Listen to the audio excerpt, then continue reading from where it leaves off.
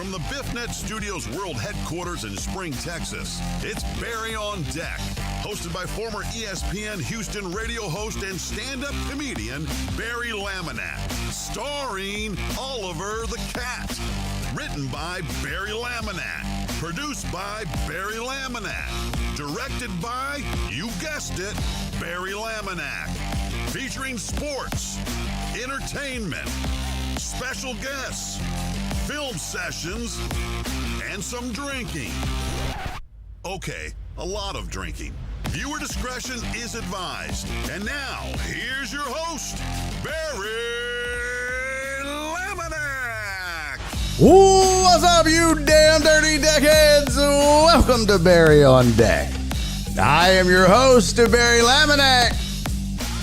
Thank you guys for being here. Today is Monday, August 19th, 2024. And this is episode number 828 of Barry on Deck. Welcome to the show. Welcome to the program. Hey, hello. Hi, how are you? Oh, shit, we're doing it. Oh, boy. Oh, boy. Oh, boy. Heck yeah. Heck yeah. Hey, Nasty Nate. Thank you for the resub, buddy. Holy shit, Heck 30 yeah. months. Is this real life? Is this real life, Nate? Oh, my God. 30 months, that's crazy talk. Sorry for my lateness. Duty called business meeting. Kind of booking calls this time around. Jared, thank you for the 100 bits. CC, thank you for the 27 months subscribed to this stupid ass show. Appreciate you, boo-boo. Jared with the 100 bits. CC subscribed for 27 months. She said, because this baby is potty trained. Is that really how long it takes to potty train a raggedy ass kid? Oh, I'm so glad I'm team fuck these kids, man. Oh, boy. 27 months to teach a kid how to poop? Oh, man, it takes a dog 3 weeks. Takes a cat 2 days. Fuck these kids, man. Oh, my God. This is crazy. Cisco! Thank you for the 69. Thank you for the 69 bits, buddy. Memesters. What's up, Mimi? Good to see you, baby girl. Thank you for the 100 bits, my friend. Jared Taylor, thank you for the 100 bits as well. Oh my goodness, Mimi resubscribed for 30 months as well. You guys are crazy. We got a goddamn hype train going already. Holy shit. Doing shots and it just started. You guys don't even know if this is going to be a good show yet. You better pump the brakes. I'll tell you why it's going to be a good show. It's going to be a good show because Jenny's mom's going to be here today. Well, I hope so. I say that. I haven't confirmed, but we haven't had a Jenny's mom sighting on the show in a long time. She hasn't told me she's not going to be here, and usually she does. So I'm thinking today's going to be a good day. Jenny's mom's going to join the program. I've got videos galore for you, so that should be fun. Yeah, it's going to be a good, fun time, good time, fun time, good time, day, thing. I don't know. We're going to have a fun time, good time. But thank you guys for the hype train. That's pretty dope. And sorry for my lateness. Booking gigs. That's the name of the game. I got to share something with you. Tell me if I'm crazy on this, okay? Tell me if I'm crazy on this chat. Oh, by the way, thank you guys for the hype train. Cheers, bitches. Love you. So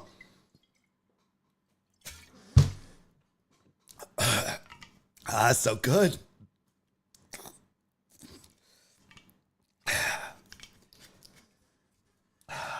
I'm an adult.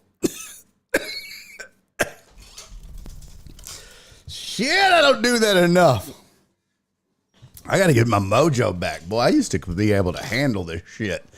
Is it a good sign or a bad sign that I can't do shots anymore? I don't know. I don't know if it's a good sign or a bad sign. I need some advice, cats and kitties, okay?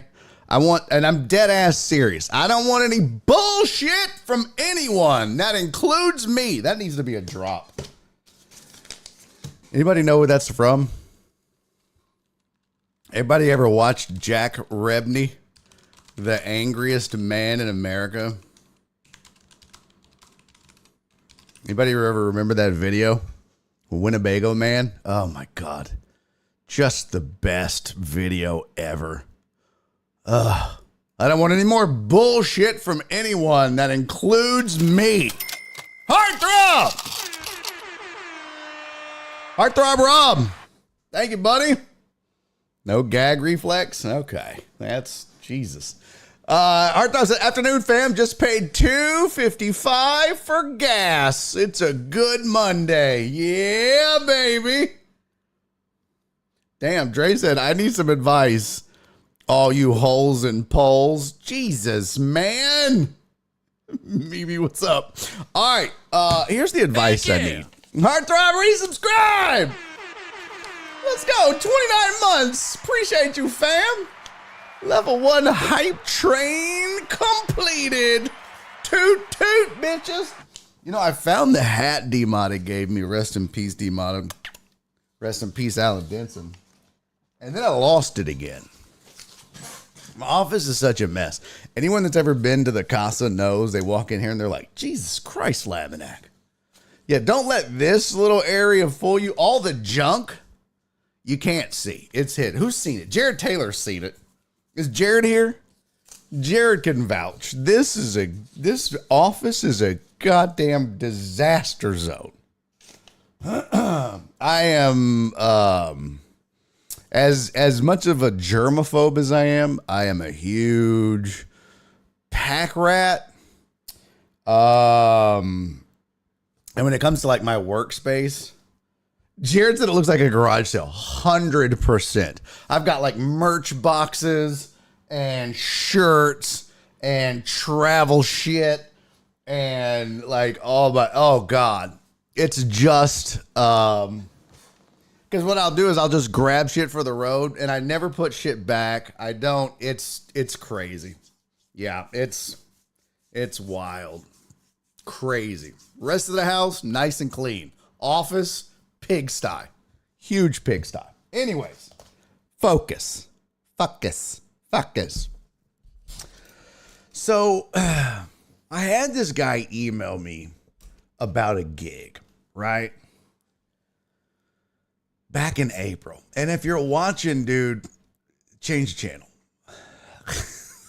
So, I had this guy email me about a gig.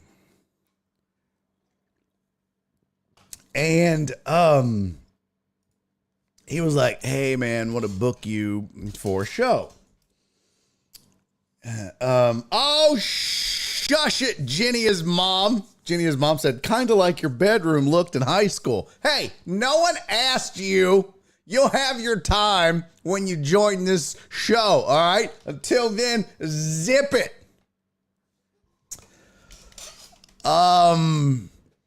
So this guy hit me up in April about a gig. He was like, hey, I want to book you for a show. And I was like, all right, cool. He's like, are you free on this date? I was like, yeah, cool. He's like, who's here? This is who you'd be working with. It's 30 minutes. You're going to do 30. They're going to do 30 each. It's 3 of you. And he told me the pay. And I was like, okay. And then he told me who it was for or where it was. He was like, it's in Manville. And I was like, okay. And then he said that and I was like, well, what's it for? Who's it for? And he told me, and I was like, oh, it's for like an apartment complex or whatever. And he's like, yeah, it's for like a residential thing. Like, you know, like a community or whatever. I was like, oh, so it's like a corporate gig. I was like, well, the number he quoted me was not a very big number. It'd be like a number I would get doing like a club or a bar gig or whatever. Corporate rates are much higher because they're corporations. They're They make more money. They pay more for entertainment. So I was like, well, man, look, and I had done these in the past, but it was when I was a newer comic. It was when I was just, taking any old gig. I was like, hey, man, look, all I said was, I appreciate the offer, dude, but that's my corporate rate for 30 minutes is this. It's X. And, I appreciate the offer, but I can't take the gig for that. It's essentially 1/5 of what I would charge them if they approached me directly.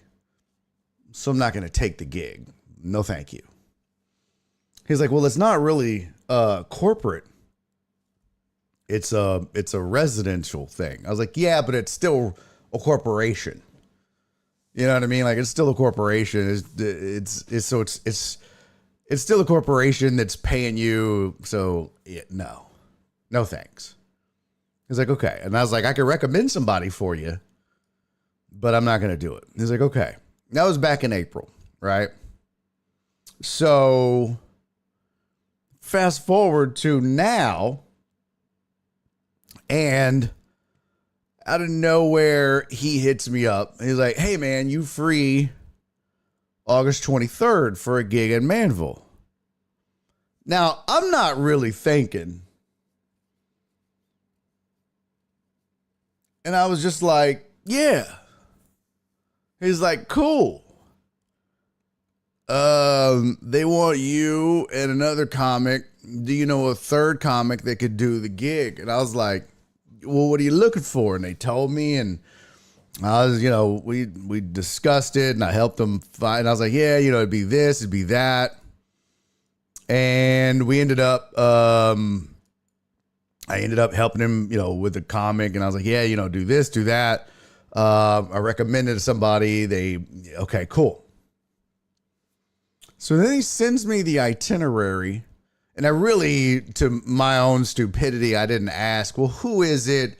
What's the number? All we did was, yes, I'm free. And then he said, here's who you would be working with. Do you know a third person that could do the gig? It needs to be clean. And then I made a recommendation, and that was it. And then he sends me an itinerary. So it wasn't like I even said, I'll do the gig. We didn't get that far. He just sends me an itinerary. And so I responded back, and I was like, hey, man, is this the same gig that I turned down in April? And he was like, yeah.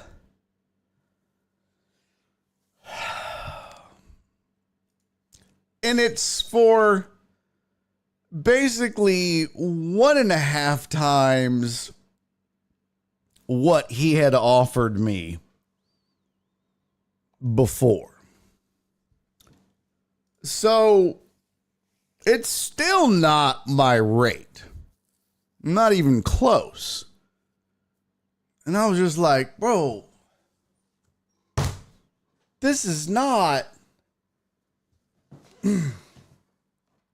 This was back in April. Now, actually, CC said, I see you're still free. Actually, CC, I told him I have a gig at 11 o'clock, and I do. I'm doing the Tutson Interruption at the Riot on that day. So I was like, well, it depends. I have a show at 11 o'clock that night, so it just depends where it is. I might be able to make them both work. What you got? He goes, well, it's in Manville, and it starts at 8. You'd be done by 9:30. And I was like, oh, I'd be done by 9:30. Yeah, I could be at the Riot in time for that show to start. Yeah, I could do that gig. He goes, oh, okay. And then off we went with the discussion. So it wasn't like I was like, oh, yeah, I'm just sitting at home. Now, truth be told, this month has been very slow for me. So on the one hand, I'm like, yeah, I could use the money, whatever money it is. But you're worth what you accept. And I tell young comics that all the time. If you accept lower than your rate, and Jerry Wayne Longmire just sent this to me because we were talking about something else, and I was asking for his advice, and he just sent me something I loved this. He said, it's harder to get a raise than set your value in the beginning. Ah, what a fantastic quote. What a fantastic turn of phrase. It's harder to get a raise than it is to set your value in the beginning. And that's not just true in my business. That's true in any business. When you go get a job, you might really want that job. And so you take less money. Well, guess what? A year and a half down the road, when you're kicking everybody's ass and you're better at it than everybody else, but you're making less money because you just wanted the job, shit, it's going to be hard to justify getting more money. It's tough. So the conundrum I have is, yes, I could use the gig. Yes, I could use the money. But there's like 75% of me that wants to reply back and be like, look, bro, I turned this down in April because I told you what my rates are. Yeah, you've came up, but you only came up, 1.5 times what you were last time. I'm not lowering my rate this much, I mean, I don't know. Half of me says I should just take it and just be like, look, I'll do it, but I'm not doing this again. And then the other half of me is like, no, I'm not doing this. I'm worth more. This is new comic money. You know what I mean? This is beginner. 9 years ago, 10 years ago, when I worked with this dude, I would have jumped at this. I'd be like, yeah, hell yes, I'll do it for this. I'm not that comic anymore. So it's like, I don't know. So that's what I was on haggling with him and shit. And just like, bro, like, what are we doing, fam? That's ridiculous. And here's the other thing that, not just as a comic, but as a person with personality flaws and personality traits, as a people pleaser, as a person that wants people to like him, you don't want to tell people no, you don't want to hurt people's feelings, but also, you don't want to burn a bridge and you don't want people to not book you. And you don't want people to badmouth you to other people that book and other people that might book you in the future. So you don't want to come across as, hey, man, like, I don't want him to be like, well, who the fuck do you think you are, bro? You're not Jerry Seinfeld. You're not even Barry Seinfeld. Like, you're nobody. So it's like, I don't know. My thought was this. I was going to respond and say, look, man. What I did respond and say, was this the same one you booked me as last time? And he said, yes. I haven't responded yet. But I was thinking about just responding and saying, look, I'm not going to do it for this rate. I told you last time my rate was X. You've come up, but here's what I'll do. I'll meet you in the middle this time. All right, I'll do it for X. Let's just use round numbers. All right, let's just use round even numbers. And let's say my corporate rate is $100. It's certainly not.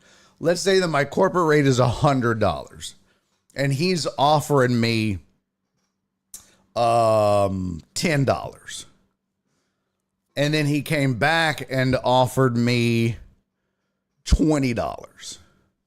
Right? So what I was thinking about is saying, look, dude, I'll do it for $50.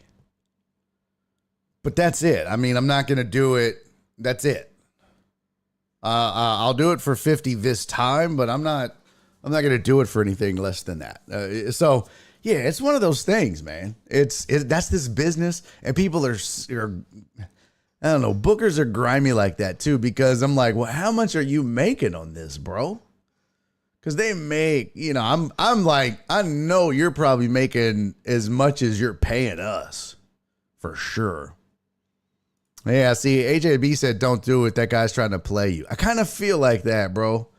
I kind of feel like that. That's what it feels like. That's what it feels like. Potch said, know your worth, King. Get that money. Yeah, see, but here's the thing, Potch. Devil's advocate. In my mind, I'm like, $0 versus some dollars, right? Because that's the other side of this. Is I still got bills to pay. I still have to earn a living. I still need to make money. And you turn down a gig and I make $0 on that gig, or I make some dollars on that gig. But I set a precedence with him. Look, I'll do it this one time. I get more out of him, but I'm not doing it again. I don't know. Flip said I dislike this new Twitch. What's wrong with it?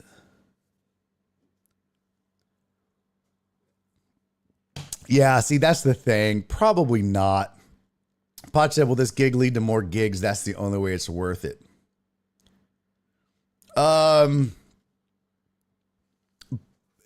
You know what the answer to that is, Potch? It would lead to more gigs at the same rate. Or close to it. That's what it would lead to. It would lead to more opportunities once a year or twice a year at or near this same rate that he's been offering me. Which, in times of desperation, might be like, well, shit, $0 versus, we'll use the same numbers I was using, $0 versus $10, $20, or $50. You know what I mean? I'm not going to get the $100 out of him, which is my corporate rate. So but this is not, and what's funny is, this is just inside baseball. This is what a comic like me goes through, and not just this once, but this is what I go through with multiple bookers. This is what I go through with clubs. This is what I go through a lot. Is because the way bookers look at it is, I'm a dime a dozen. You know what I mean? Like, they can go out and find any comic that'll take this money and get the job done. I might be funnier than them, but they're funny. So I might do a better show. They're going to do a good show. The client's going to be happy. They might be happier when I do the show. They're still going to get a good show. So why would they give a fuck about me? And that's the risk you run. So if I'm like, well, I know my worth, it's true. But your worth is $0 when you make no money. That's the problem. Duh.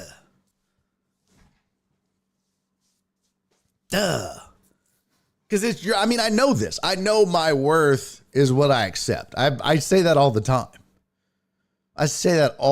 And I know that. You're worth what you accept. I tell young comics that all the time.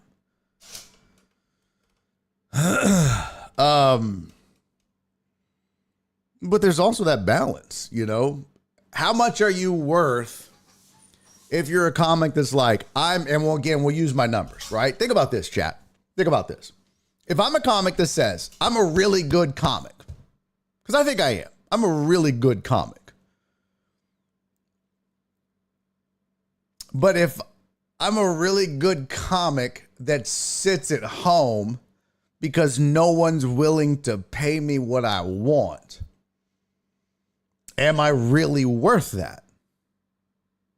You're worth what you accept, but you're also worth what the market is willing to pay you. And that's the problem. If you're a really good comic that sits at home and makes $0, but there are average to good comics that are always working, making, hundreds or whatever. We'll just use around hundreds of dollars that are making money.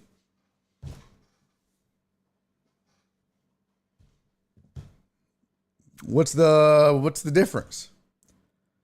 That's the problem, right? Like I might know that I'm a better comic than them, but if no one's willing to pay me, what does it matter? And this is what I struggle with.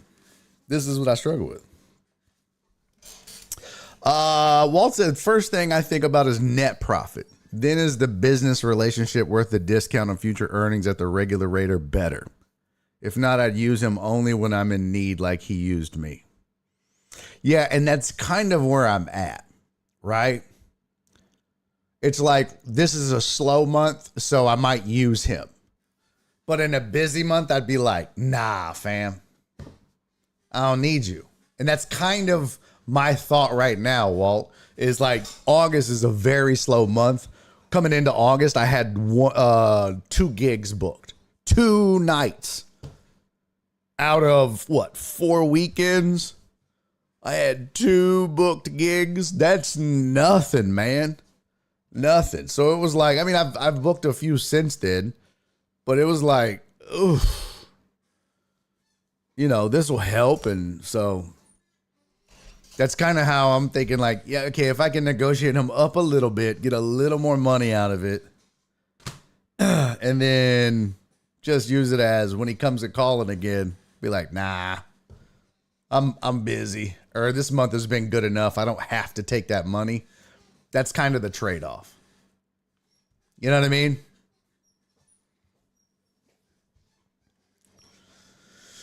Punch said, yeah, but if you are that far off and others have paid you that, then you stand your ground. True. Good point. Good point. Trey said Pookie accepts $5 all the time at the Trucker Paradise. Pookie's not here to defend himself, Dre. That's not fair. Is he here? No, he's not here. He's at the Trucker's Paradise sucking dick for $5. Okay. What? Wow. There's mothers in the chat, Barry. Philip Bernard said, I don't buy that fair market value crap. My rate is 100 and you offer me 20. I'm thanking you for your time and hanging up the phone.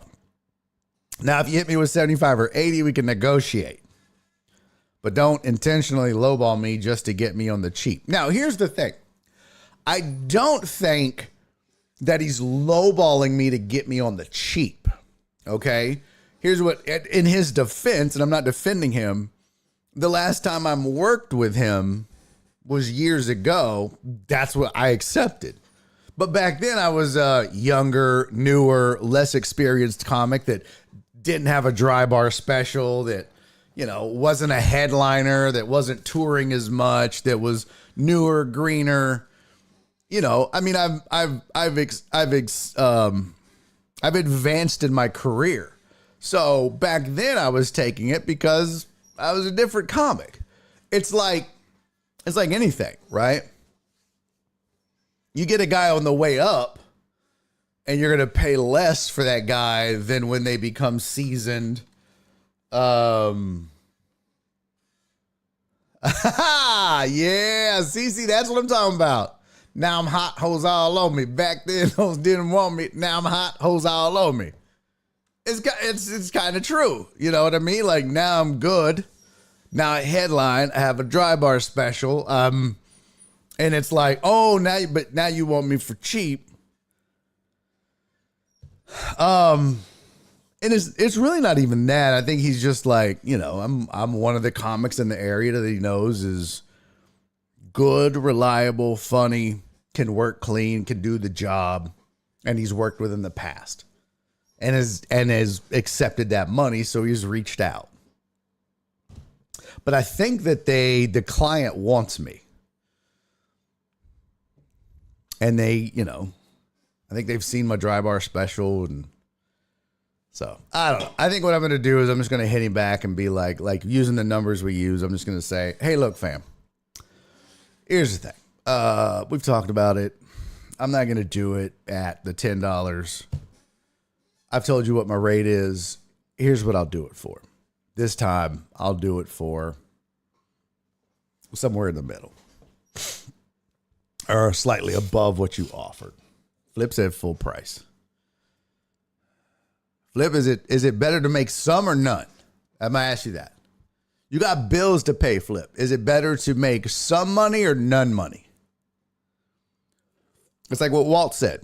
Is it better to use a guy when it's slow and turn him down when you're busy, or not at all? 20 to 30% off is a good deal. Don't give yourself away, Catfish said. Sometimes you can afford a burger from Outback, but you can. Sometimes you can't afford a burger from Outback, but you can afford one from McDonald's. If he's lowballing you, send his ass to Mickey D's. I like it. Donald's, that's really insulting if you think about it. True. Yeah. It kind of is. Here's the crazy thing. Now, full disclosure. This is also part of the deal here. What you have to understand is that corporate money, corporate comedy, and corporate rates are vastly different and higher than what clubs and bar gigs pay.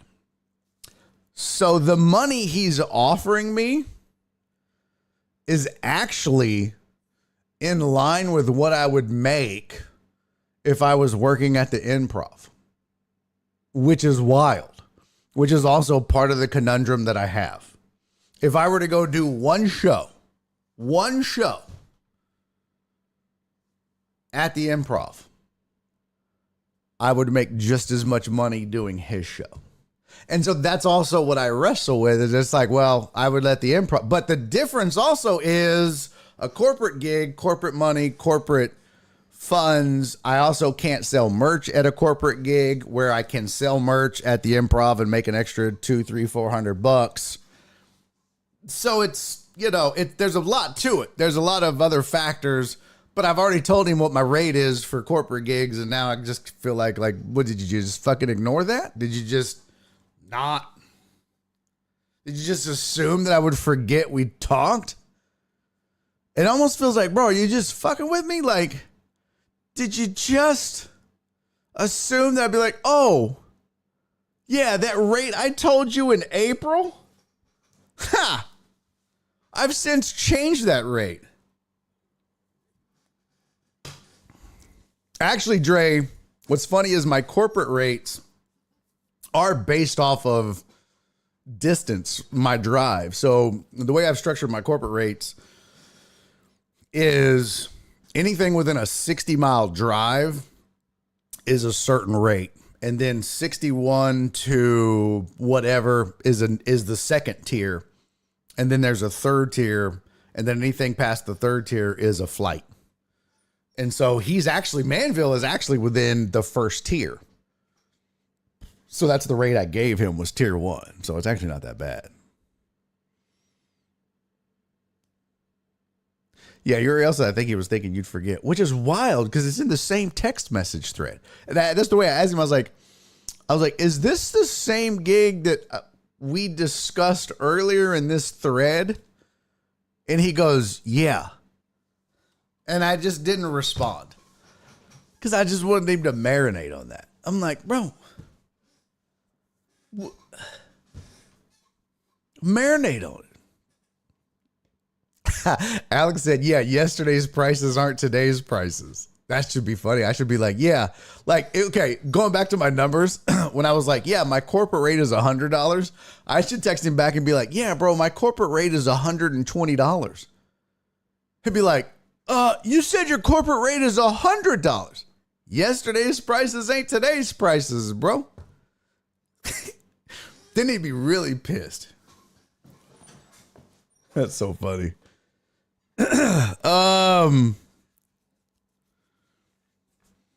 Jared said I don't do discounts, but if a customer has multiple clients, then sometimes you can move money around. Well, now, so he is with an agency, but like I don't hear from the guy all that often. Like, right? I think I might hear from the guy maybe at most twice a year. And honestly, I don't think I've heard from the guy in a couple of years. So it could be twice a year and it could be once every 2 to 3 years. It's very random. Very random. So it's not like this guy is make or breaking my career or my finances, but it's like what Walt said. Walt had the best, and Walt's a small business owner. So I think Walt had some really good advice on it. But it's kind of like what Walt said about the business relationship. And it's like, if not, I'd use him only when I'm in need, like he used me. And I think that's kind of what I'm leaning towards. I need him this month because it's a very slow month. So if I can haggle him up a little bit and get a little more out of him this month, then it makes sense for me to use him this month and then just turn him down every other time when when my months get back to normal bookings. But in a slow month, if he comes a calling, then I can be like, yeah, especially if I could just get him up a little bit more. And now we know my rate. I feel like if I could get him just to half of what I normally get, I don't know. It's a wild. Do you see what I got now? Now do you guys understand? Now do you guys understand the life that I live? This bullshit. Now you also understand why agents exist. This is the job of an agent. Because as a comic, I don't want to be the bad guy. I don't want to have to do these negotiations. It sucks. I'm just not big enough to have an agent, and I'm not known. You have to be, unfortunately, you have to be known and famous and to have an agent. Because it'd be wild if I sent an agent. They'd be like, well, who the fuck are you? Because I've had people like, oh, if you want, I'll be your agent. It's like, bro, if I had an agent call a comedy club, they would laugh me out of the building.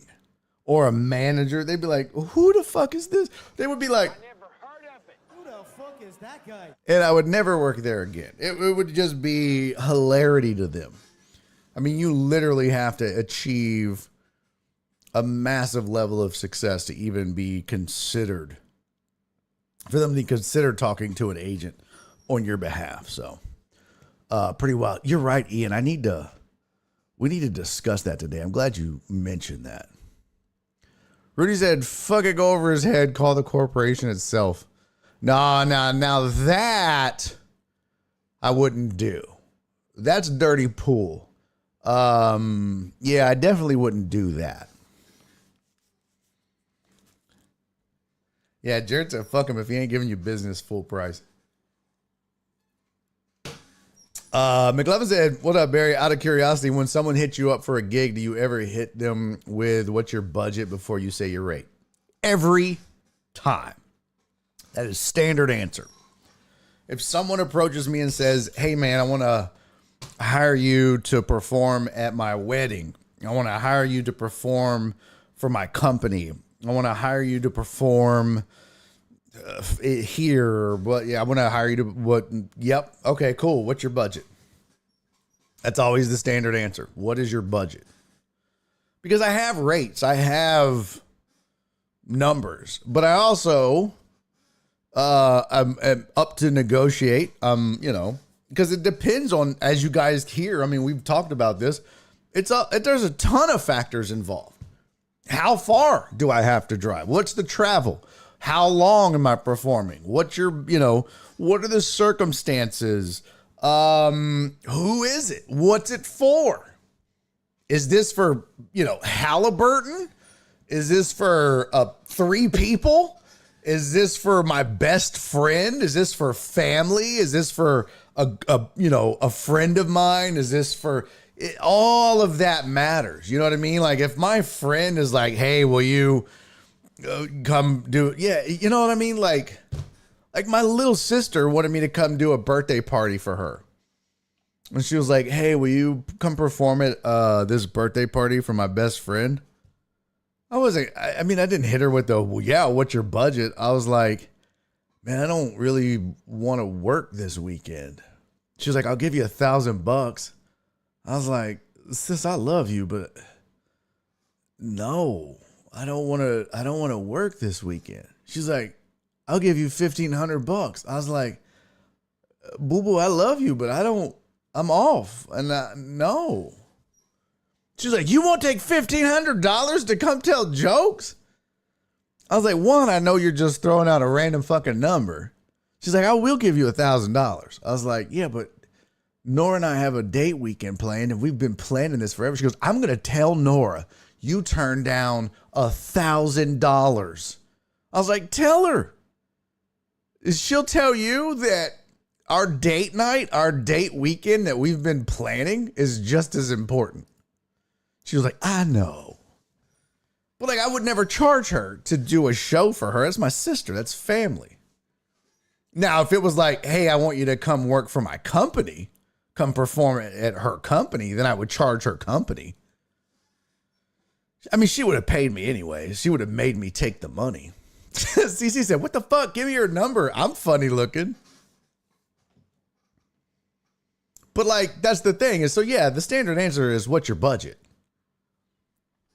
Because even those kind of gigs, like birthday parties and shit, I mean, shit ain't going out there for $100. You're fucking crazy. Pure and Dizzle, what up, homie?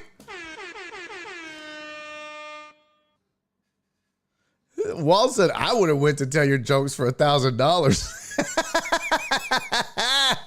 Pure and Dizzle said, I wouldn't want to offend you with my answer. That's like guessing a woman's age. You'd piss me off if I said $400 and your regular rate is $4,000.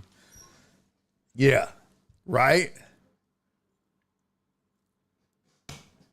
Oh, like if I said, what's your budget? And you said 400 and my regular rate is 4,000. Well, that's the thing though, dude. Like if that's your budget, that's your budget. You're never going to offend. Like, I mean, Patrick, if you were to like reach out to if you were to hit up Larry, the cable guy, and be like, hey, Larry, I want to hire you to work at Monica's Bridal and do a corporate event. And he was like, all right, let's get her done. What's your budget? And you're like, $400. Of course, he'd be like, well, what the fuck? You know what I mean? But a comic like me or anybody else is never going to get offended by that. That's just your budget. That's why we ask. Because if you're like, it's $400 and that's not what I perform for, I'd be like, well, that's not my rate. This is what I normally do it for. What I can do is I can book a comic for you for that rate. I can find you somebody that would perform for that rate. And a lot of times that's what I'll do. If somebody comes in and says their budget is well short of what I do, I'll find them somebody. I'll just be like, yeah, hey, I know a guy that'll do it for that. Done. And they're happy. The other comics happy. They got a gig and end the transaction. So yeah, it's not offensive. That's the whole reason for asking the question. It'd be like if somebody came to you and was like, hey, I wanted to buy my wife some flowers. And they're thinking, that they can run down to Kroger and buy a dozen roses. So that's the price they have in their head. But they want to use you instead because maybe they're a friend or they want to support you, but they don't know the business.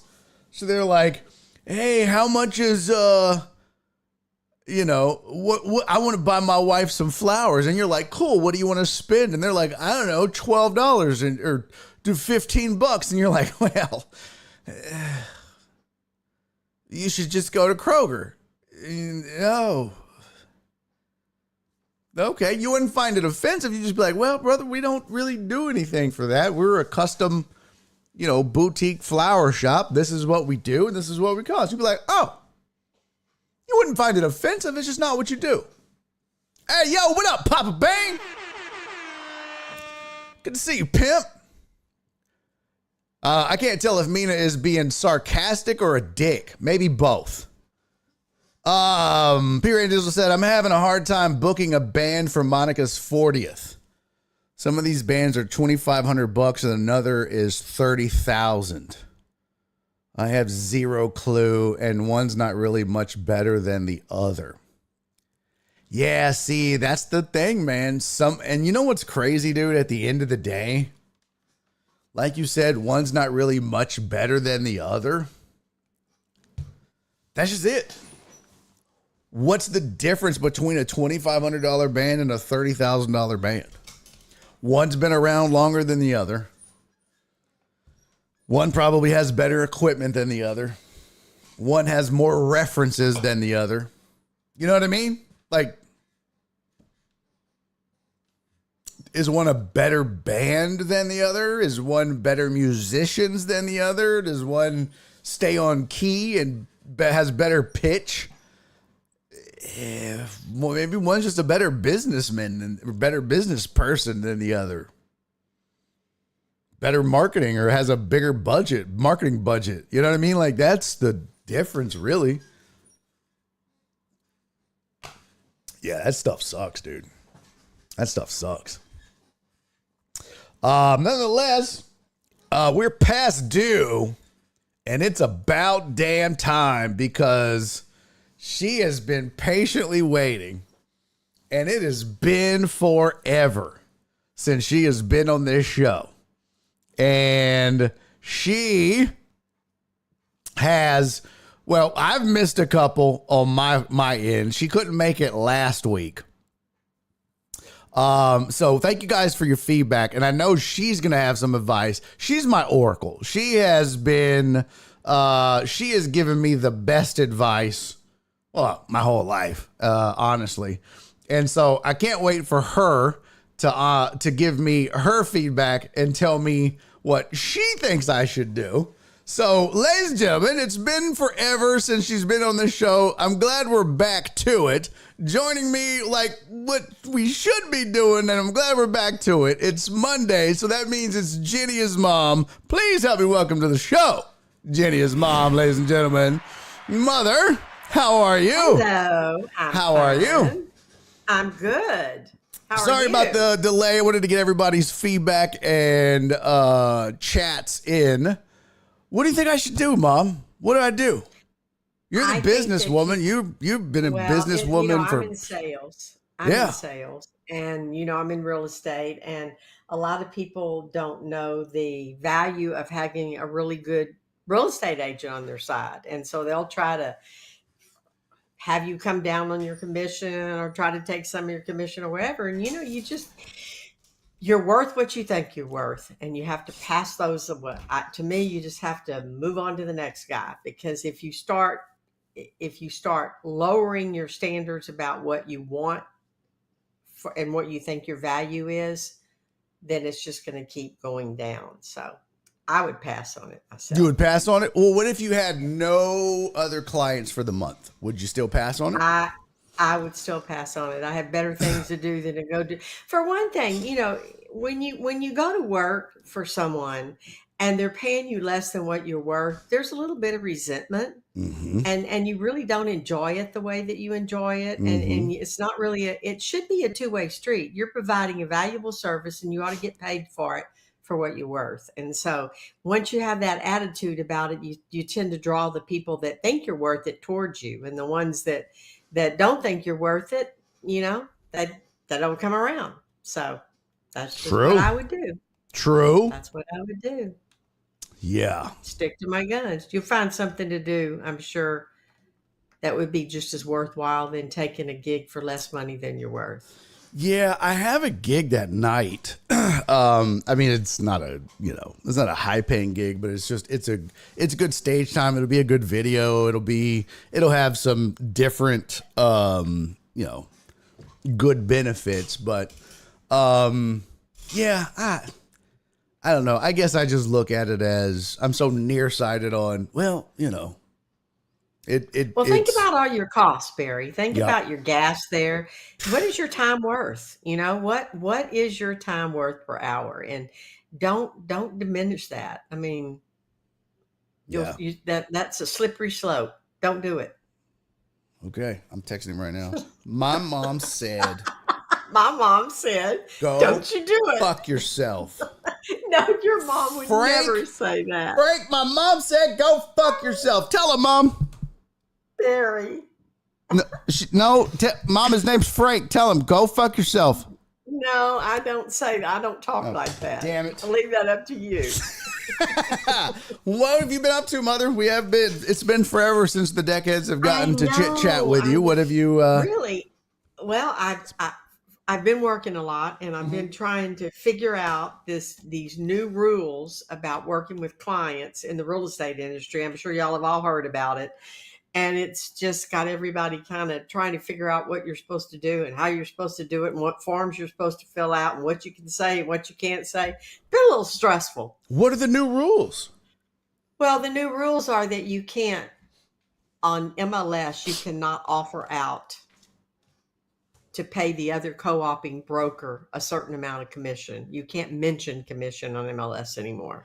What? So, yeah, that's a new rule after the big lawsuit with National Association of Realtors and a bunch of other people. Oh, So you're Lord. trying to. Uh-oh. What the fuck was that? Shit, hold on. What the fuck is going on? Jesus Christ. What the fuck was that? I was trying to adjust my desk and shit fired off everywhere. Sorry. Anyway, it's one of the, and it comes down to, so now people can get your services. Like if they just want you to show houses to them and not represent them or write a contract, then you charge them this amount. And if they want you to write the contract and show houses, then you call that amount. And if they want you to negotiate for them, I mean, everything's been upheavaled. It's just, So there's it's all different fun. fees, there's different rates. Well, you have to know, you have to know what this is when buyers agents really have to know what they're worth. What worries me is that when now it's going to be really hard for first time buyers to buy homes because now they have to pay their realtor's commission plus their down payment plus their closing costs unless the seller offers to pay it. And you can't advertise it on MLS. The agent has to negotiate with the other agent and find out what the sellers want to do. And it's just all different.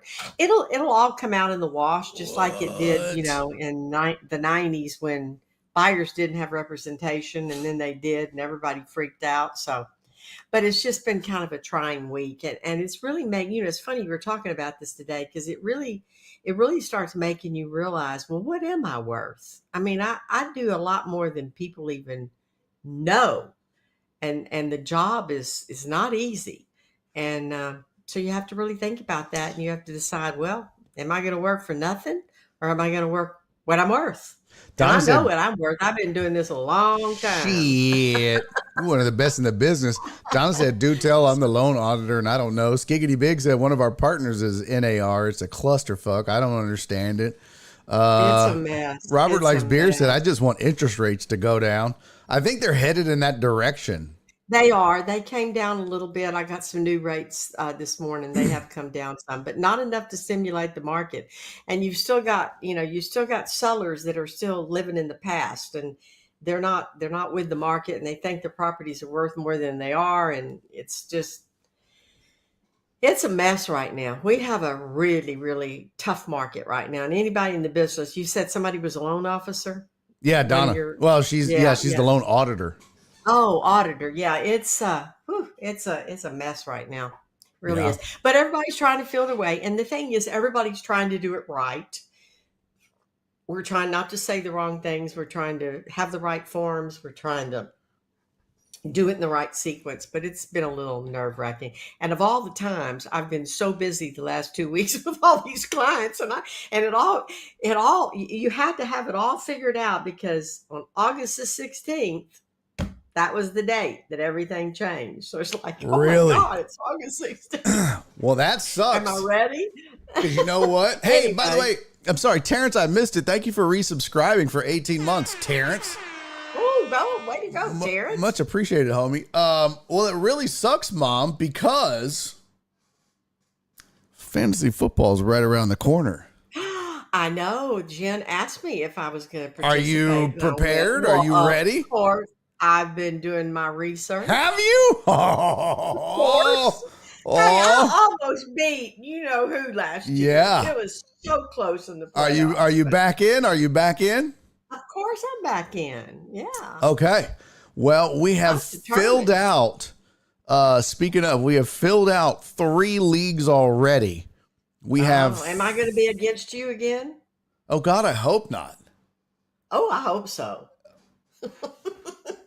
I know. I need a. I know. No. I don't have time for this shit. I need a cakewalk. Okay, Jen, don't put me in her league this year. All right. No. Jen put me in his league. Yes. No, Jen, you put me in a league with D. Mata and Alan Denson. They're both passed away, Mom. What? Oh, you didn't know that? No. Yeah, D. Mata and Alan Denson both passed away. Yeah, sad news. Are you being serious? Yeah, oh yeah. We did fundraisers for both of them, and What happened to D. Mata? I have been out of the loop. Huh? Oh my gosh! Donna said too soon. Donna goes too soon. Oh my god! Yeah, D. Mata. Are you being? Huh? No, I'm dead ass serious, mother. You know me. I'm dead ass serious. Oh my god! Yeah, D. Mata passed away July 19th. Oh my gosh! I never really found out cause of death. He wasn't very old, was he? No, but he had problems with. He had type 1 diabetes, and then he was supposed to have his leg amputated. He had a really terrible infection, and the doctor had said that he was on the in chat, and he was telling us that his type 1 diabetes, he had beat it. His doctor said that he couldn't believe it. It was one of the few cases ever that he had seen where he had beaten type 1 diabetes. And that was the last time that we had talked to him. And it was just so fun. And we were all excited for him. And he was excited because he was like, I can't wait to find out what they're going to do. He was like, I might lose my leg, but at least I'll get to be the official Barry on Deck pirate. Yeah, he was like, I'm looking forward to getting a peg leg and being a pirate and this. And he was, he was making jokes about it and in good spirits. And then it was around. Maybe he got sepsis. That's sometimes that's what happened to my dad. Yeah, that's what happened to Dad. Yeah. And I just lost a friend day before yesterday, and didn't know he had cancer, and then boom, he's gone. God, I'm sorry. But D. Mata, oh my gosh, and who else? Who else did we lose? Alan Denson. Alan Denson. Oh my gosh! But that was a while back. When did Alan pass, chat? That was, oh gosh. I knew D. Mata. I didn't know Alan. Yeah, you met D. Mata at Dan's Seafood and Wings. Oh. Yeah. Oh yeah. And other But yeah, so June. Yeah, Alan passed in June. Yeah, it's been a weird, and then we lost Fred Fowler, so it's been a tough one. Oh, I know that, Fred. That was a shocker. Did you see what the Texans did? I don't remember. I didn't. John McClain sent this to me. John McClain sent this to me. Let's see. Oh God, where'd it go?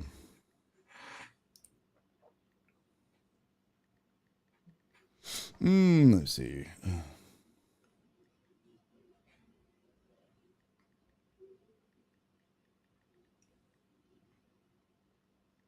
Oh shit. The Texans. Oh, hold on. Why is this?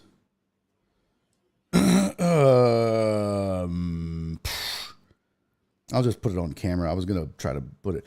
But the Texans, I tell you what, this organization continues to impress me. This is an organization that had fell out of favor with the city. Oh, they've made so many ways. They have done so much cool shit. And I got a text from John McClain on Saturday.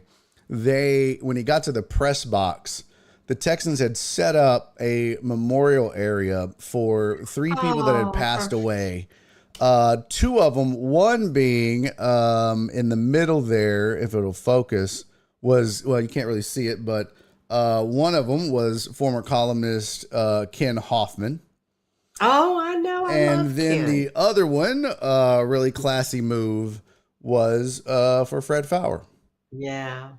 So super cool of the Texans to do that really, really classy move. And John was like, Barry, I was blown away. When I got to the Texans press box. I thought you'd like to see it. I hope you're doing well, John. And he's like, this must have been his high school pick. And I was like, yeah, I'm super impressed.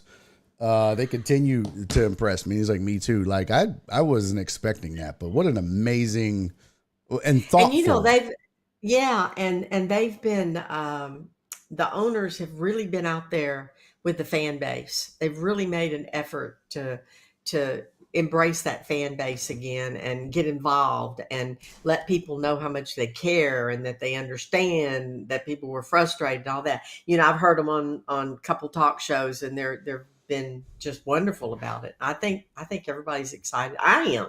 God, I am so excited. It's Yeah. great being a Houston fan right now. It's a great time to Oh be a yeah. Houston There's a fan. vibe. It's almost like I don't know. It's like they recognized their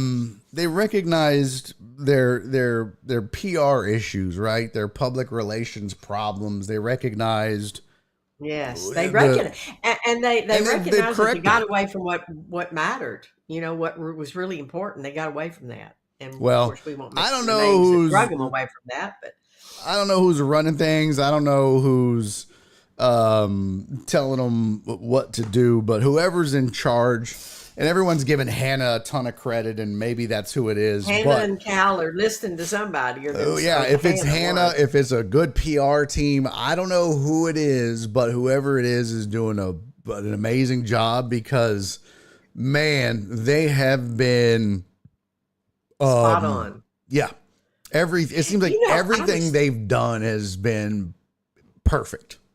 You know I what I know. mean? I was thinking yesterday when I was driving home yesterday, I was listening to something about the Texans, and I'm thinking, remember when you couldn't get a ticket to the game Yep. because they were so? I mean, the they sold out on season tickets. There was no way. There was a waiting list that was hundreds long, and I wonder if that's still the case. If the season ticket holders are If it's they're back, I know it still wasn't last available. year or well, the year Yeah. Oh no, before. it wasn't The last last year. year of Yeah. Bill O'Brien, it wasn't. Last year, Oh I think it God, had no. started to People were ramp dropping up. out. I'm People guessing were dropping now out. it's probably back. You know what I mean? I know. And we'll probably all wish we'd gotten season tickets Yeah. 2 or Ashton 3 has a years really from good now. point. He said a little less Jesus and a lot more end zone, and that probably goes back Mhm, to mhm. getting rid of Easterby. dipshit. Yeah, Yep, Easterby. Easterby. That oh yeah, his stupid ass. Where did he go anyway? Didn't he go to New England or Hell, something, or hopefully hell. somewhere? I I don't don't know, know. I don't know somewhere. if he's in the NFL He's gonna anymore. screw up another team. I don't think he's in the NFL anymore, is he? Jack. Oh, I thought he was working for some team, but No, maybe there's no not. way he went back to New England. No way Maybe somebody took him back. Maybe Let's maybe see. maybe he moved over to another sport he can screw up, like Yeah, no basketball shit. or baseball. Let's see. Well, it just says former executive vice president of football operations for the Houston Texans. No, so it doesn't look like. You know, the thing And of that course, the people one need to picture on Wikipedia they have of him is him trying to throw a football in New England. oh God. Because why Oh no. wouldn't the character coach and team development guy be on the field throwing a football? Jesus He always Christ. had his head and everything. You know, what people need to remember, and then I'm an old timer, so what the hell do I know? But people get involved in sports and watch sports to escape the reality of our world.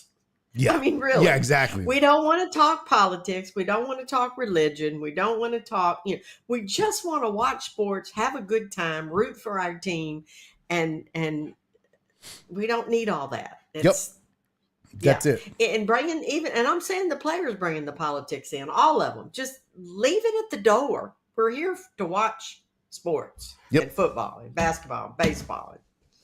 Jeez. Yeah. So one thing That's that what brings about us together, can we leave it alone? redfish, bluefish. Jesus Christ. Yeah, he was the I, worst. I'll get off my soapbox.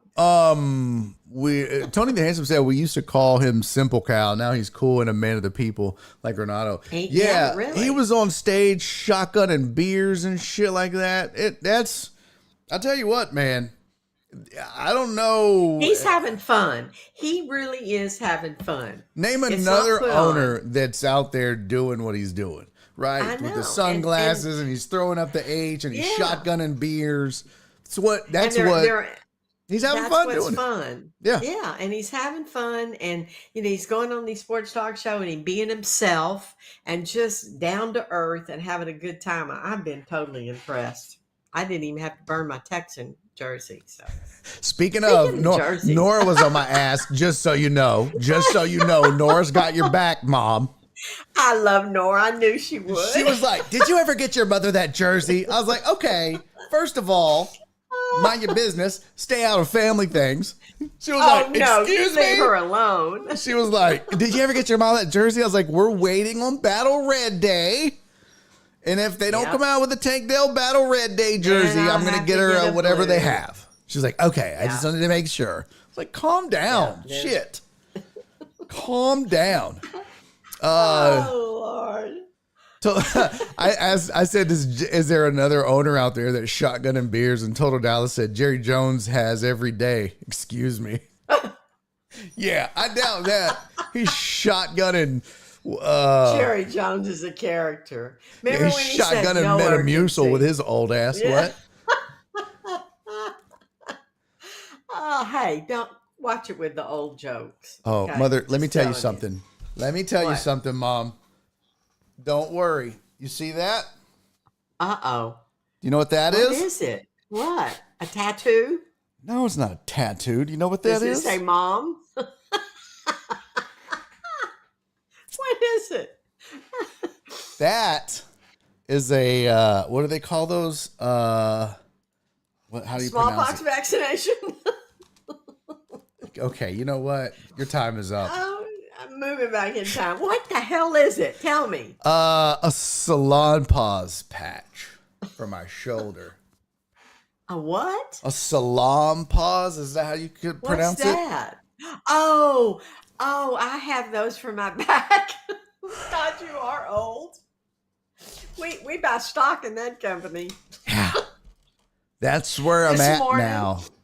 Listen, I this- smell like Ben Gay. I smell like old people. Well, if you get blue emu, you won't smell like you've been gay. You got to get blue emu. All old people know not to get Ben Gay. You get blue emu, okay? That's what you get. Well, I It doesn't just got smell. this, and boy, I tell you what, it works though. This is how you know you're know. old.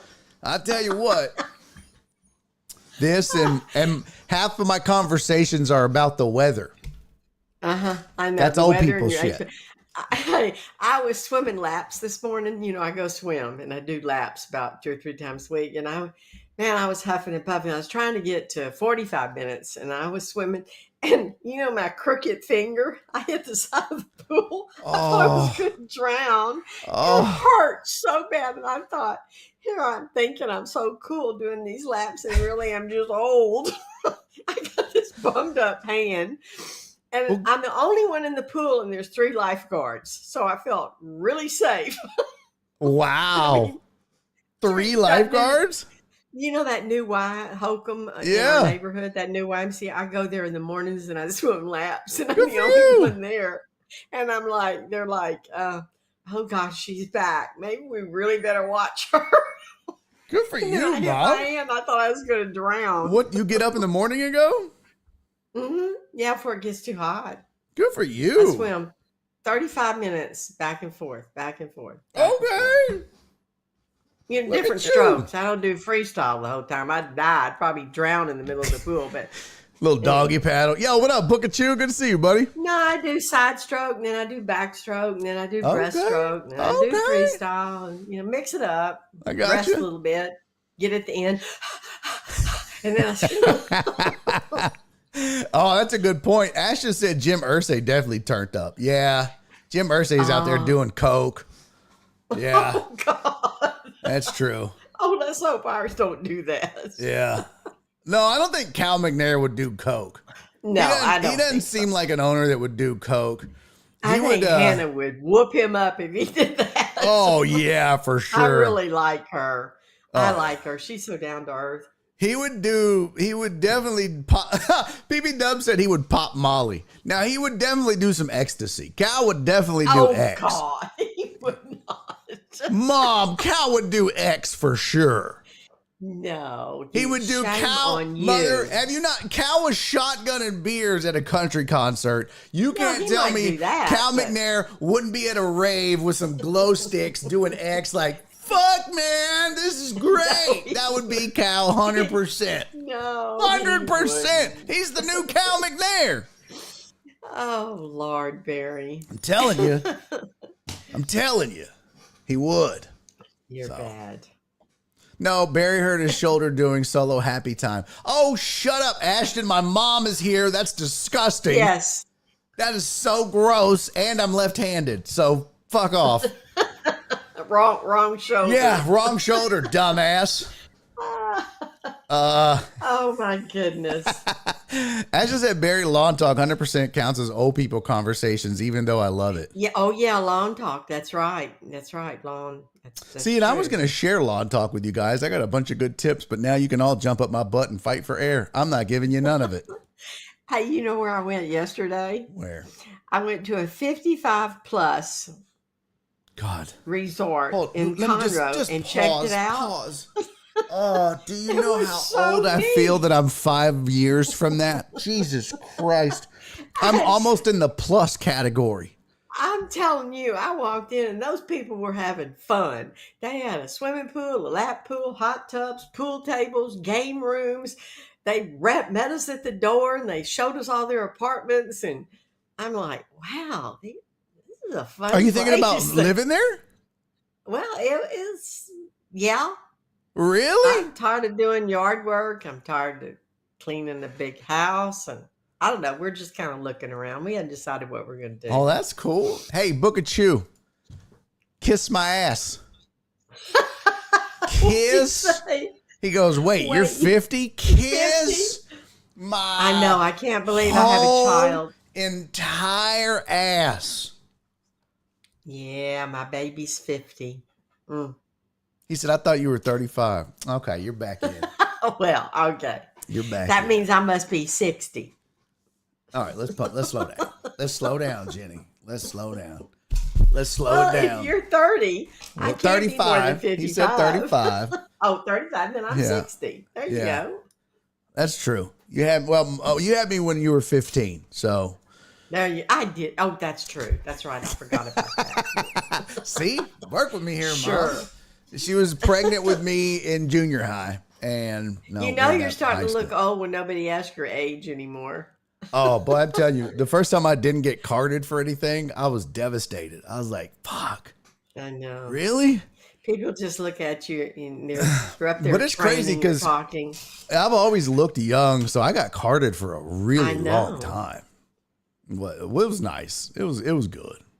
It Not pissed you off at anymore. first, because when you're 28 getting carded, you're like, "Oh, kiss my ass." But then But when you're 38 and getting carded, you're going, all right, I did was y'all like, hear that? Yeah, baby, let's go. Let me get Yeah. my card out. Just a second. Yeah, exactly. That felt good. All right, well, Mother, Well, I'm gonna get to some sports. Okay, good. I'll be listening. Hey, Talk I about appreciate them you. Astros. Yeah, thank you for the advice. I think I'm gonna do that. I think I'm gonna. Well, I don't know. Hold your ground. I think so. I think what I'm gonna do is just negotiate with him. Yeah. I think that's what I'm gonna do. What does it say? I almost asked your handedness. Oh, kiss my ass, Ashton. You're disgusting. All right, Mother. I love you to death. I'm so Bye, glad you're back. everybody. Have a great week. Bye. Ladies and gentlemen, that is Jenny's mom. She joins me every single Monday right here on Barry on Deck. Make sure you tune in. I'm glad to have her back. That's the best woman in the world right there. I am the luckiest man in the world to have her as a mom. I mean, honestly, what other mom would be that fun to join a show like this and hang out with you fucking weirdos, huh? How lucky is that? Look, they're getting freaky at the resort, Barry. You know it. Oh, shut up. Shut up, Ashton. All right, let's talk a little sports, man. I got some sports headlines for you. Let's get to it.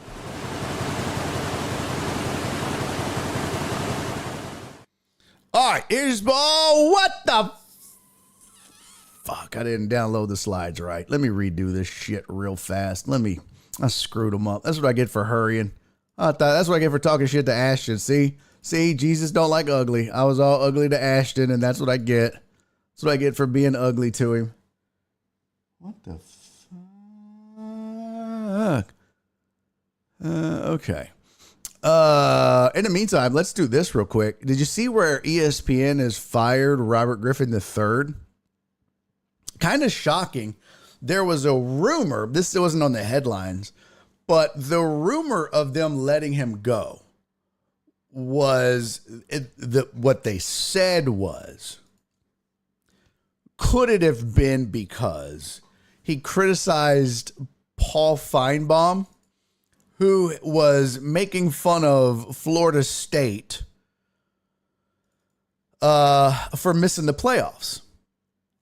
And he had tweeted out, if you are making fun of Florida State for missing the playoffs, then something to the effect of like, you don't know what you're talking about, or you're not paying attention, or something like that. And then a few days later, after tweeting that, RG3 was gone. And it's like, I don't know if that was their thing. Cisco said, is it because he blew out his knee again? That's hilarious.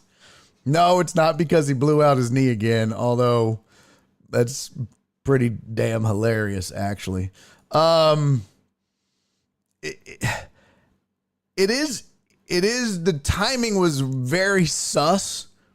And I tell you what, if that's what they did, if that is in fact what they did, they're pretty tone deaf. They're pretty tone deaf.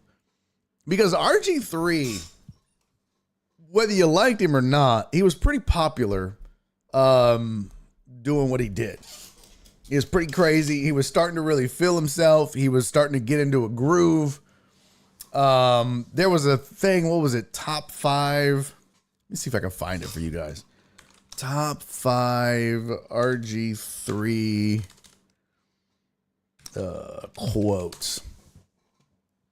Oh, here we go. Top 10. Oh no, that's not what I wanted. These are like quotes. They had like top. Oh, there's awful announcing. But he had some wild ones. Oh yeah, like one of them was like big Penix energy. And then there was let the Penix rise. He would say shit like that. And it was funny. And it was like, whoa, like it would catch you off guard. And at first it was a bit awkward, but he leaned into it. And he was like, this is what I do. I make awkward dad joke puns that are, you know, a bit risque, I guess, a bit sexual, a bit whatever. And they were funny. And, oh, here we go. Here's an article. Outkick had it. Let's see. Oh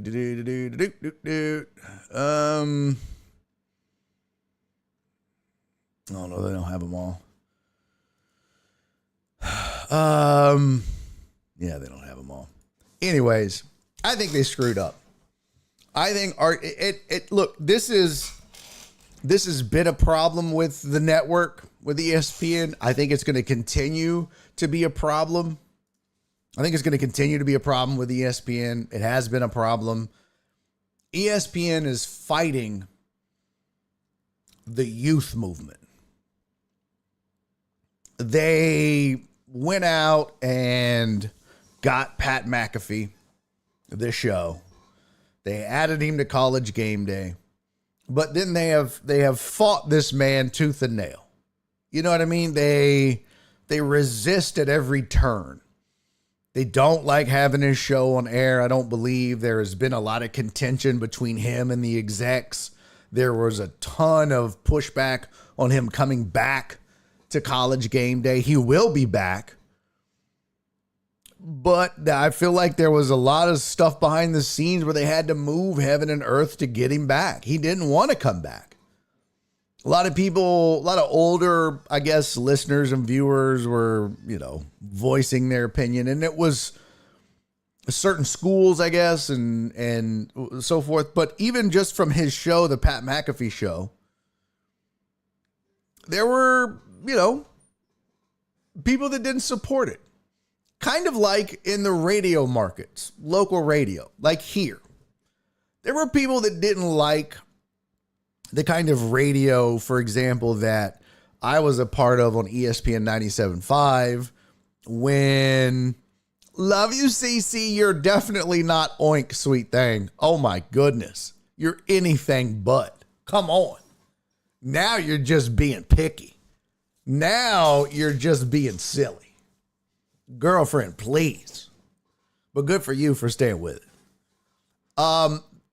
When I was on ESPN 97.5, our station, save for like one show, from start to finish, from 7 to 7, it was, we pushed the envelope. We had a lot of shows that, John and Lance were a fun show, but they weren't as wild as, say, maybe some of the stuff that I would do, or Joel and I would do, or Fred and AJ on the Blitz. And there were some things that we would do on air, on that station that a lot of people, a lot of purists, a lot of sports talk purists didn't like. And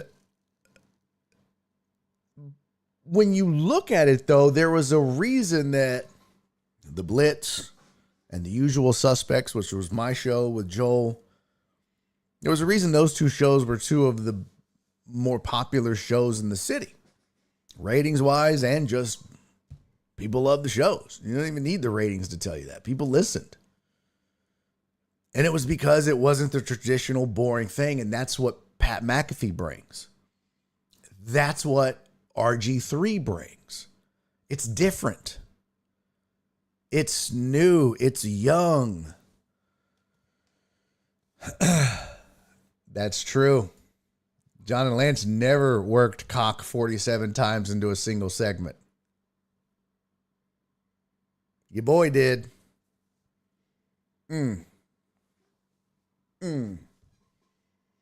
Legally, too. What? But, like, I probably shouldn't be proud of that. But I was. But, that was the kind of silly stuff we would do and have fun. And, people be like, oh, my God. But if you liked it, you loved it. And if you hated it, you listened. We talked about that last week. You watch LeBron. You either love LeBron and you watch, or you hate LeBron and you watch.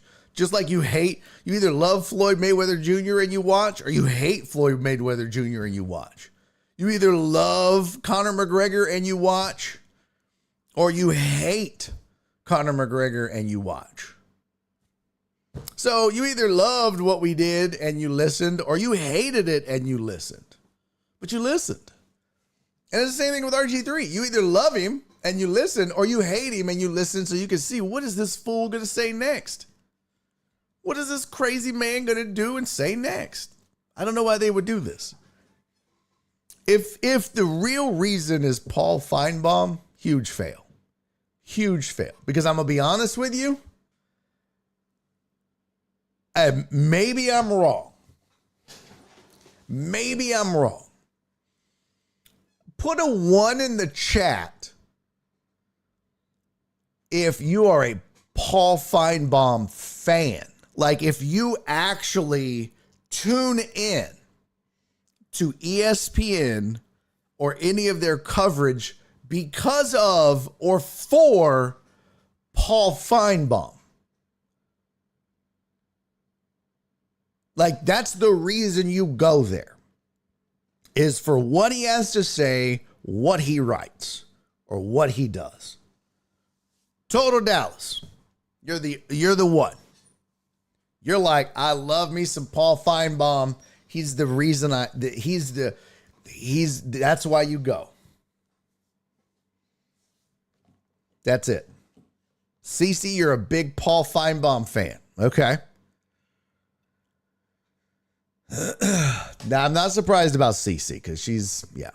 The Spoon said, fuck Paul Feinbaum. I don't even care about that Alabama homer. So that's why I say CC doesn't surprise me. He's definitely a Bama homer. 5,000%. So if you're a Bama fan, you love you some Paul Feinbaum. I don't know why Total Dallas would be a Paul Feinbaum fan. Nope, Total Dallas, I'm not saying A, I'm saying the reason. Because that's just it. He could be a part of it. But let me ask you this. If Paul Feinbaum's not there, are you tuning in? If Paul Feinbaum is gone, are you gone? Or are you coming back? Because that's the point. If Paul Feinbaum is getting people fired, if Paul Feinbaum is running off people who are making the broadcast more enjoyable for other people or making it more cutting edge, that's a problem. Yeah, he's a Total Dallas coming back. So that's the problem. Paul Feinbaum is not the reason that ESPN is who they are or what they are. Why are you letting this dude call the shots? Why are you letting this dude, again, if this is true, why are you letting this dude cost people their jobs? Fuck that dude. Now, if we want to talk about Stephen A. Smith getting people fired, Max Kellerman et al., that's one thing. Paul Feinbaum? Paul Feinbaum? I never heard of it. Paul Feinbaum is getting people fired? Who the fuck is that guy? Exactly, Conor McGregor. That's ridiculous.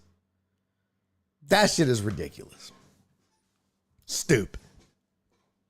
Dumb. There's an ad break coming up in a second. Hey, Spoon! Thank you for resubscribing, sir. 16 months.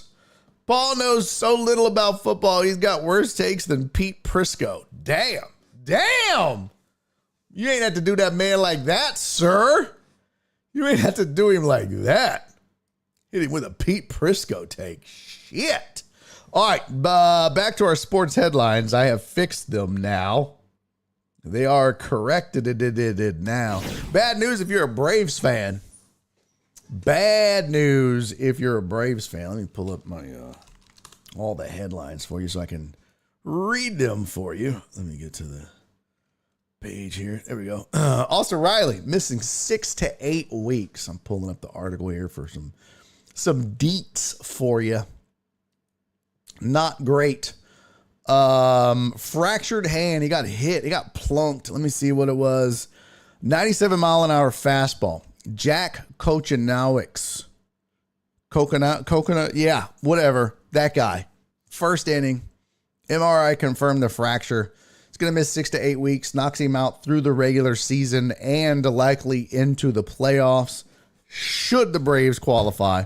Atlanta hold a 2-game lead over the Mets for the final wild card spot heading into a 3-game series against the NL East leading Phillies. This is wild to me that that's the conversation we're having. Should Atlanta qualify? I mean, this was a no-brainer when the season started that Atlanta was going to qualify. But then they've lost Ronald Acuna Jr., Spencer Strider. They've lost Ozzie Albies, Michael Harris Jr., Sean Murphy have missed time. So the injury bug that we've talked about with the Astros, they're not the only ones. They've just weathered the storm better. You know, we bitch and moan about not having Verlander and Tucker and Lance McCullers Jr. and Urquidy and, Luis Garcia. Imagine missing out on the NL MVP and Ronald Acuna Jr. Imagine missing out on Spencer Strider. Imagine missing out now down the stretch when you're just hanging on to your wild card life. Missing out on Austin Riley. That sucks, man. High hopes for Braves fans now. Just hanging on by a thread. What are the standings currently? Let's take a gander at that. Let's see. I'll pull it up here. Braves currently 7 back in the East, but in your wild card, yeah, there you go. They are 2 up on the Mets. So, 2 up. Let's see the schedule.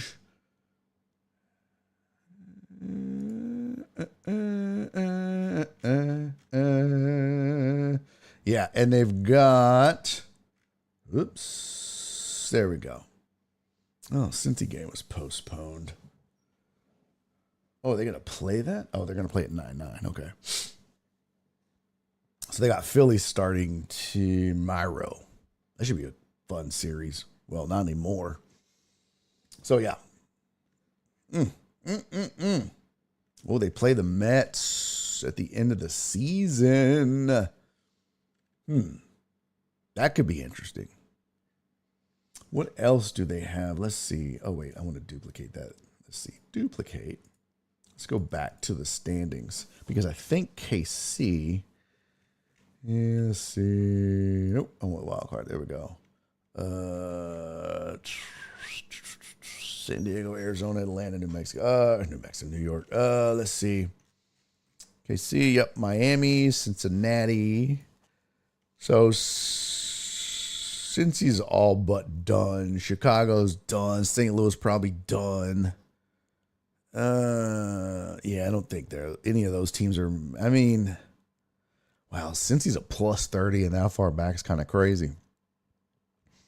Only teams really in striking distance, maybe the Giants. I don't know if they have enough to do anything. Yeah, doubt it. It's probably a 4-team race for that wild card. That could be a fun series there at the end. But man, I feel like Atlanta's fighting with one hand tied behind their back. They got LA and Cincy still on the schedule. Philly twice. Oof. Good luck. Good luck. And since we're here, we might as well just go ahead and bask in the glory. Bask in the glory of the 4-game lead for the Astros. Hey, Total Dallas, where are the Rangers at? I'm curious. Total Dallas. I haven't been hearing anything from Rangers fans about first place or World Series or man, look what happens when you rent a World Series instead of building a dynasty. Oof. Ouch. Ouch, ouch. Ouch, ouch. Ouch, ouch. Bruh.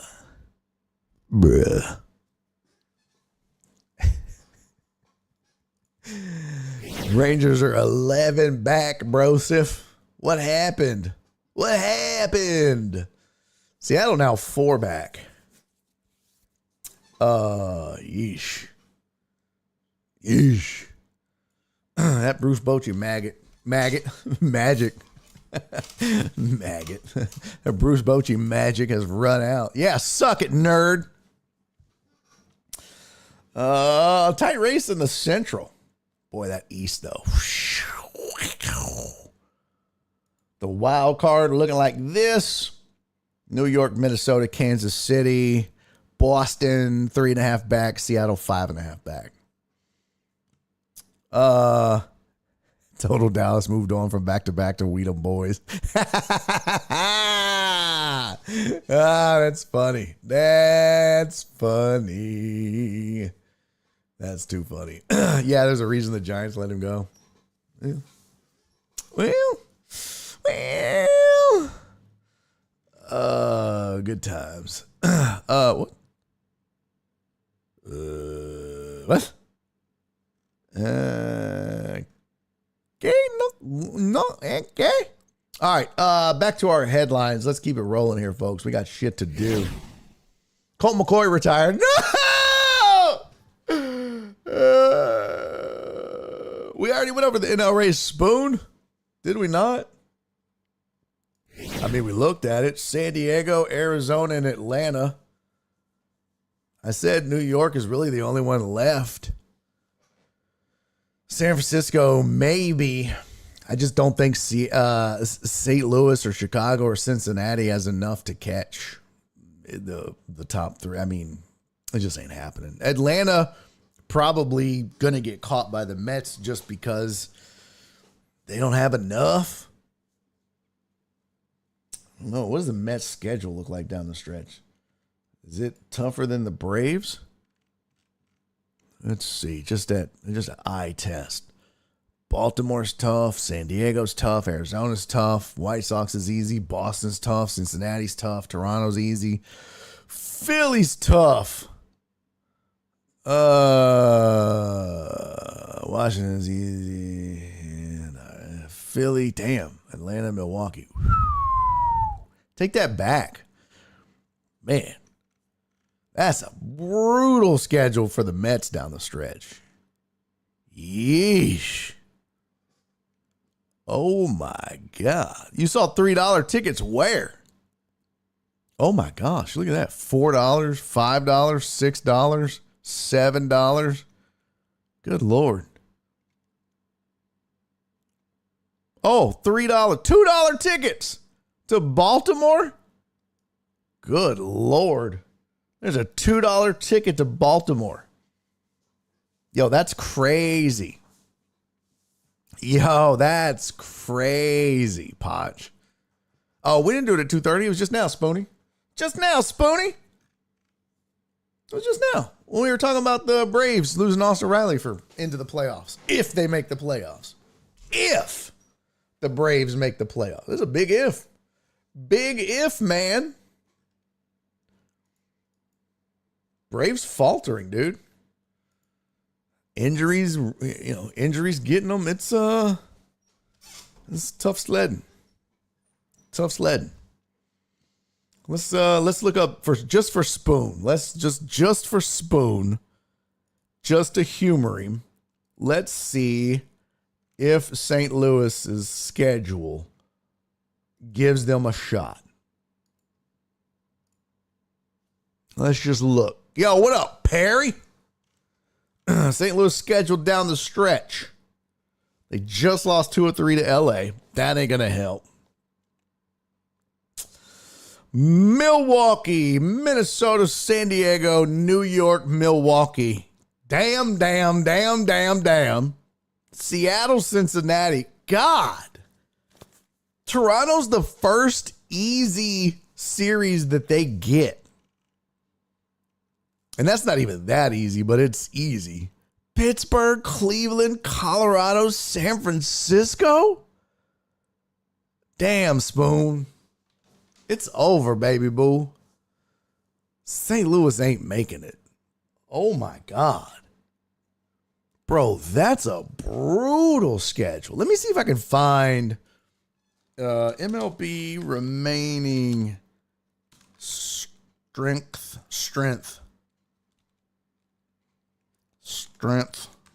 of schedule. I bet you that's got to be one of the toughest. Gosh. My good. Third toughest. I knew it. Right there. Look at that. My word. Toughest strength of schedule left is Tampa Bay. 534 winning percentage. Kansas City has the second toughest. St. Louis has the third toughest. Colorado the fourth. And Houston has the fifth toughest. That sucks. Because if you look, Seattle, where are they at? Has one of the easier ones. 23rd. So, yeah, Seattle down there. Let's see. Back up top here. Tampa Bay, Kansas City. Kansas City in the last wild card spot. Boston, Seattle, and Minnesota. Let's see. Boston has they're 14th. Yeah, that's gonna be interesting. TR have the second best. Yeah, Texas has the second easiest schedule down the stretch. Ain't gonna matter. Ain't gonna help them. Ain't gonna help them. Oh, here's the odds. Oh, that's 2025. We don't want that. We don't care about that. Strength of schedule. Yeah. Let's see. Strength schedule left, toughest, easiest. There you go. Astros have the fifth toughest, so. Interesting. All right, couple more headlines for you, and then I got a couple other things I want to get to. I mentioned Colt McCoy retired, so I think now's a good time to have the debate. Colt McCoy, Hall of Fame, yes or I'm sorry, I couldn't. I couldn't do it. Okay. Woo, boy, what? I tried to get it out. Oh, my God. Oh, boy. Woo, shit. That's hilarious. Oh, man. Oh, boy. Oh, good times. Good freaking times. QB McCoy will be 7th string color seed in the news. Luke Kuechly is questionable for broadcast team. Where's Cleveland? Astros can fight for second seed. Oh, good question. Cleveland is 11th. Has 11th toughest schedule. There you go. There you go. Dre, Colt McCoy, UT Hall of Famer. There, yeah. Terrence and I was going to turn off the show if you completed that thought. Yeah, right? And now it's time we had a serious debate. Colt McCoy. Oh, we got a Cherry signing. Let's go. What is up, Cherry? Holy shit. How you been, girl? I haven't seen or talked to you in forever. How you digging Vegas, man? You digging it out there in that hot ass oven of a city? Long time no see, girl. Man, oh man. How you been? You good? You good? I hope you're good. Oh, hot ass melting is so hot here. Girl, you telling me. Oh, hot ass city. You like the vibe though? Tell me the truth, Cherry. Vegas. Great place to live or nah, just great place to visit? Because damn, that place is hot. Holy shit. Cherry said there are parts of my body I didn't know could sweat. Yeah, and I always thought people would be like, oh, Vegas, it's a dry heat. That whole it's a dry heat bullshit. Come on. I always tell people this shit because like when I was going to Phoenix, people were like, oh, Phoenix, it's a dry heat. Okay, bitch, turn your oven to 350 and put your head in it. Let me know if it's hot. That's a dry heat. That's a dry heat. Shit. Give me that. Spoon said Colt McCoy or RG3. RG3 all day, every day. Wait. We talking college or pro or in the booth? Which one we talking? Cherry said, yeah, honestly, the locals are so nice. I'm loving it. I would love it more when it's not 115 degrees every day. The other problem is, Cherry, there's no like seasons. You know what I mean? Like there's no winter. There's no spring. There's just hot and then there's not as hot. That's it. Oh, Spoon said pro. I mean, longevity wise, you got to go Colt McCoy. So I got to go Colt. I mean, just he did it longer. He did it more. You got to go Colt, I guess. Yeah, Colt. did more for longer. Made more money. Right? Who made more money, Colt McCoy or RG3? What do you guys think? Let's go to Spot Track. I know they got the rosters and shit up there. I know they do. Let's see. Oh, there's Colt McCoy. I could always count on him being on the front. By the way, did y'all see where Jerry Jones came out and was like, hey, CeeDee Lamb, we don't need you. Go suck a glory hole, bitch. It was wild. Like, he was just, I don't know if it was true or if it was AI. I just saw a tweet or a headline or some shit like that. It might have been fake. I could be falling for some bullshit on the internet, but it looked like Jerry Jones basically told CeeDee Lamb, you can hold out, Playboy. We don't need you. We're doing just fine without you. And it's like, oh, brother, I hope you're not saying that. It's preseason, baby. Like, what is we doing, Jerry? Jerry, baby, what are we doing? It's preseason, man.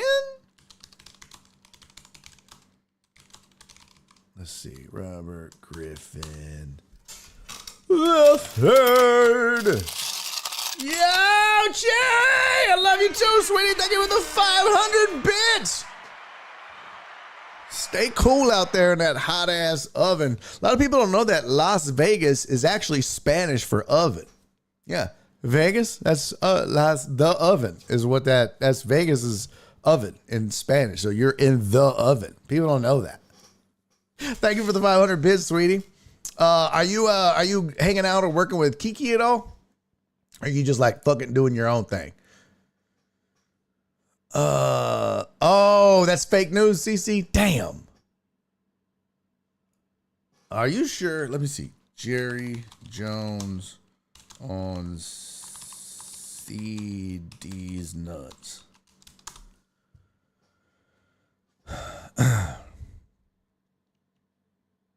Jerry Jones strikes back on CeeDee Lamb after contract.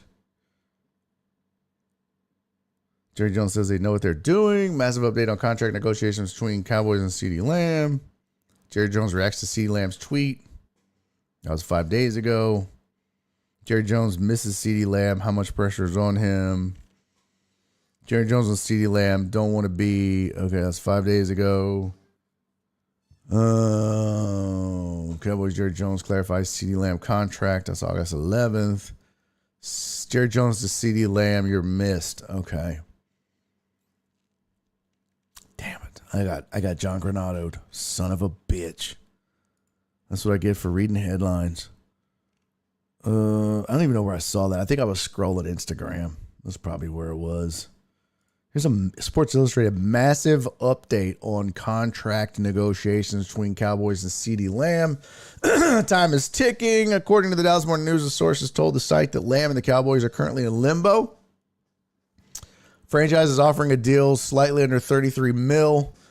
A deal that size may sound great, but it would make Lamb wouldn't make Lamb the highest paid receiver in the game. It would actually have him at second, with Justin Jefferson holding the top spot at 35. It was once reported that Lamb wanted to be the highest paid non-quarterback in the league. Current deal is true. Lamb would not be getting his wish. I don't know, man. That seems like a fool's errand. CeeDee Lamb is really fun. Oh, it was the Athletic passing BS. So it was legit. It was a legit source of news. It just wasn't a legit source for the news source. Got it. Oh, Cherry says she's been out of town, but she'll be back for her residency. Oh, that's great. Yeah, I saw that. I told her I was happy for her. That's really cool. Jerry Jones is the Monty Burns of the NFL. RG3 seems to have a better statistical career. I'm looking up the money right now. Here we go. Let's see. Put this here. Close. Harsh. All right. Colt McCoy. Career earnings. Colt McCoy made. Jesus. That's a highway robbery. Skiggity Big said, poor baby won't be the highest paid receiver. As a Cowboys fan, I'd say Jefferson is better and you shouldn't be paid as much. He wants to be the highest paid non-quarterback. Not just receiver. highest paid non-quarterback, period. Not in his position. Like, bro.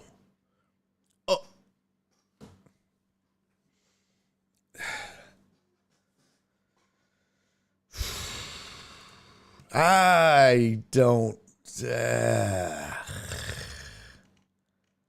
I'm just that guy where I'm like, bro, you're just not worth that. Like, I love you, CD, but no thanks, man. Robert Griffin III made a total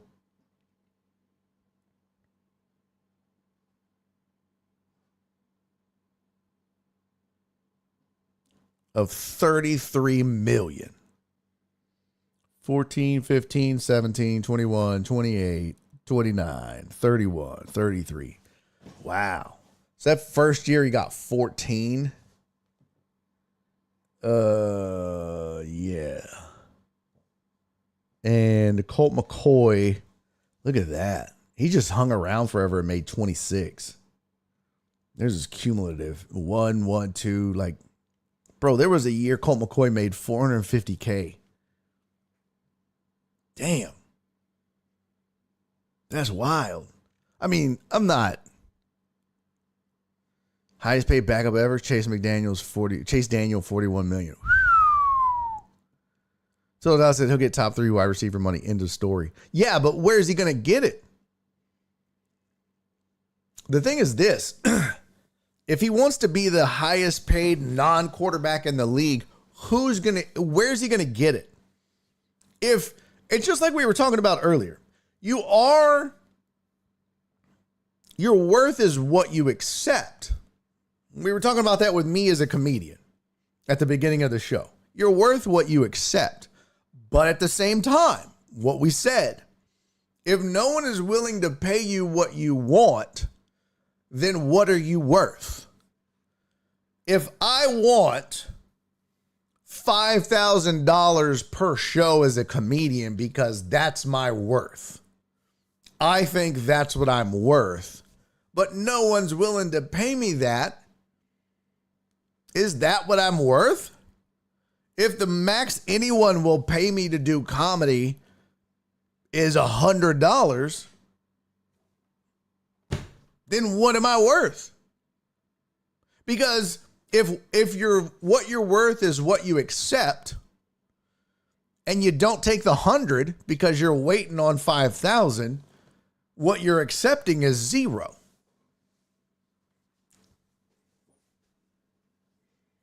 So what are you worth?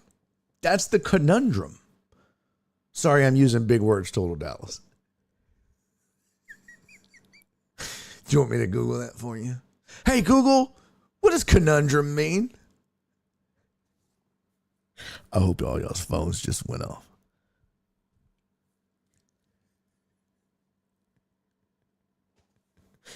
Keenum has earned $51 million over his career. Jeez, are you serious? That's crazy. I mean, Keenum did have some success in Minnesota, right? I guess. Chase Daniel, $41 million is insane to me, bro. It's crazy. Crazy talk. A couple more NFL news and notes. The Commanders have officially named Daniels as their starting QB, so they don't have to. You don't have to worry about that if you're a Washington fan. Yay! Dan Quinn came out and said it. Who was it was Marcus Mariota, right? Was the guy. Yeah, 10% of that went to our church. Marcus Mariota was the guy. If you look at the depth chart, they had Mariota listed first, and then Jaden Daniels second. And then, man, I was looking at it. I was like, yeesh. It was kind of a no-brainer that it was going to be Daniels. It had to be. But hold on. Let me go away. Where to go? Depth chart. Oh, come on. bitch. Yeah, Jane Daniels, Marcus Mariota, Jeff Driscoll, and Sam Hartman. You tell me who you'd start. But Dan Quinn finally pulls the trigger and says Jaden Daniels is going to start. So Commanders have done that. Now, I included this last one on here because I found it interesting for one particular reason. The Falcons are sitting Michael Penix Jr. Again for the preseason finale. And you might be like, yeah, well, Kirk Cousins is the starter for the Falcons. Duh. He's gonna, he's the future. But what they've said is that the Falcons don't like to play their starters. And that's what I found interesting about that. Let me see if I can find the article because it talked about Raheem Morris. Where is it?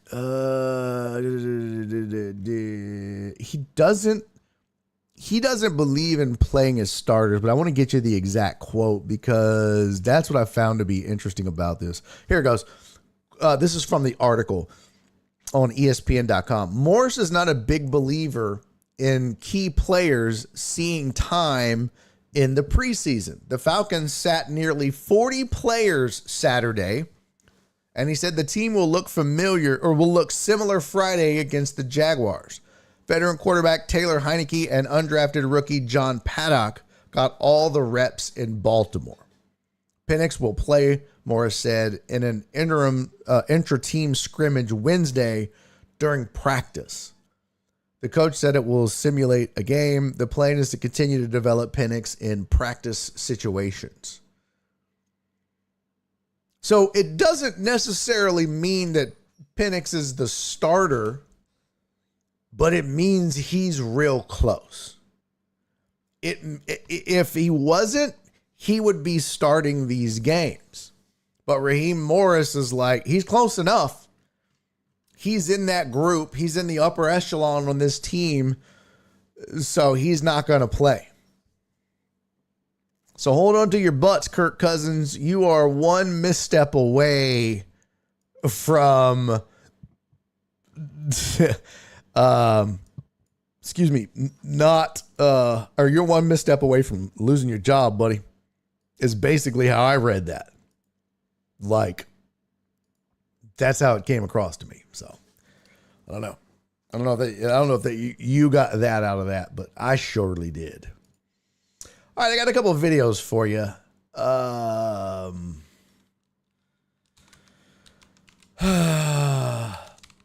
There's a couple of these that I wanted to show you today, just because I've had fun. When this show first started, we did a lot of things we called film sessions, and we haven't been doing them lately. What did they say? Yike. I hope he doesn't see the field before week 9, 10.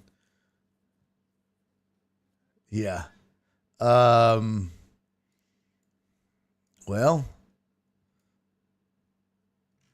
what is this? I mean, look, it just depends. It just depends, Aaron.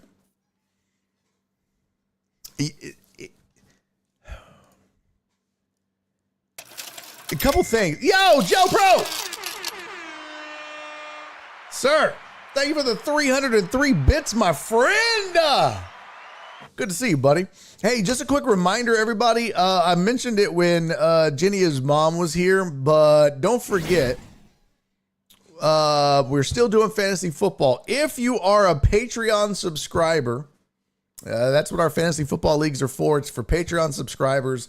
It is 100% free for you to join and play. So all you got to do is message Jen. Just email her, jen@barryondeck.com. Let her know you want to play, and she will make sure you're on the list. And then once we have our list filled out, we will let you know how to sign up for draft dates. We're going to be drafting on the 30th, the 31st, and September 1st. Right now, we have 32 people. So we have 3 leagues. We were going to cap it at that. If we can get to 40, we'll add a fourth league. So I want to encourage you guys, if you have not signed up yet, for fantasy football, I want to encourage you to do so. We are at 32. We need 8 more to have a fourth league. All right. For those of you, those last 2, if you were the last 2 to join, if we can't get that fourth league made, you'll be cut. Unfortunately, it sucks, but that's just how it works. We can't do it unless we do one league of 12. That's the only other way we could do it. We could do 2 leagues of 10 and 1 league of 12. That's the only other way that I could think to do it. But for now, we have 3 leagues, and we're trying to get a fourth league of 10. And yes, I'll still pay the $100 total in cash and prizes.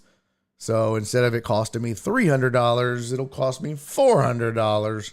So winners get $50 in cash and $50 Amazon gift card. It's free to enter. PB said if you get it to 39, I'll sign up. There you go. So now we need 7 people to sign up. Spoon said just sent the email. We need 6. Sounded like I said sex, but we do need sex, but we need 6 people to sign up. All right, so just email Jen. We are down to 6 now. We need 6 people to sign up. It's 100% free. You got nothing to lose. Donna said yes, early Pilates, so I'll be home and ready for 7. Let's go. I like sex and candy. Yeah. I like that song.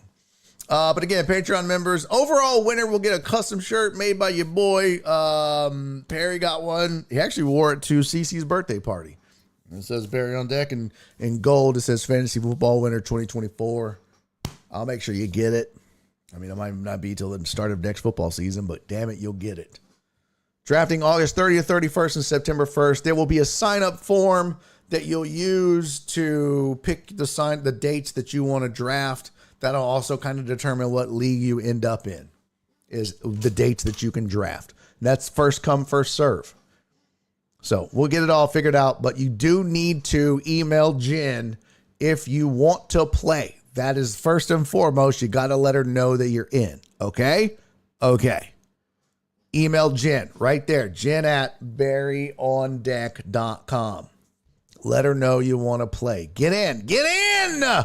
Do it. All right, let's get some videos before we get out of here. We got 20. Damn, my shoulder stinks. I should just drop song lyrics and see if you just start singing. Do it. I smell sex and candy. Yeah. Who's that lounging in my chair? I'll do it. I don't give a damn. I'll sing. I don't care. I don't care. You and Barry on Deck should put a show together. Oh, I don't think so.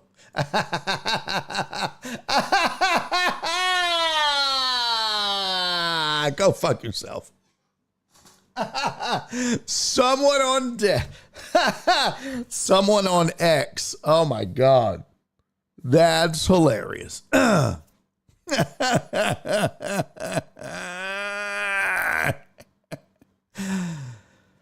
was getting ready to close my Twitter out.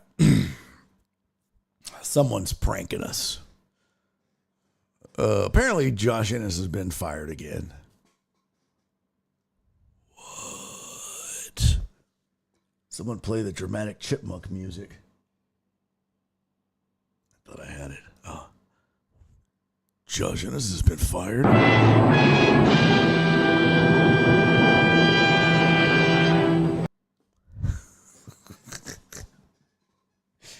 He said, Houston folks, what local sports radio shows do you enjoy? Okay, cool. Someone replied to it and tagged me and said, you and Barry is Funny should put a show together. That person needs to be slapped. That person needs to be punched in the gullet. What in the fuck was he thinking? Obviously doesn't know that Josh and I are not fans of each other. PB Dub said, I heard he got fired on his day off for stealing boxes. Oh, that's so funny. That's so funny. Cisco said, be careful. And this is talking about how he will host Barry on Deck for free.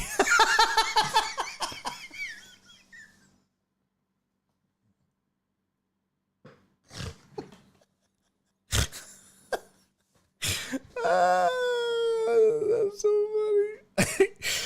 Oh, shit. That's hilarious. Oh, my God. Ashton said Falcons running dual QB system confirmed. That's, oh, boy. God. You got to hate that. No, I think he was being facetious, AJB. I think he was being facetious because if Penix isn't getting reps in the preseason because Raheem Morris likes to rest his starters, then he's just basically saying, oh, dual QB system. Oh my God, that's hilarious. Too funny. All right. Yeah, I didn't see it. I just, because sometimes when you get tagged, you get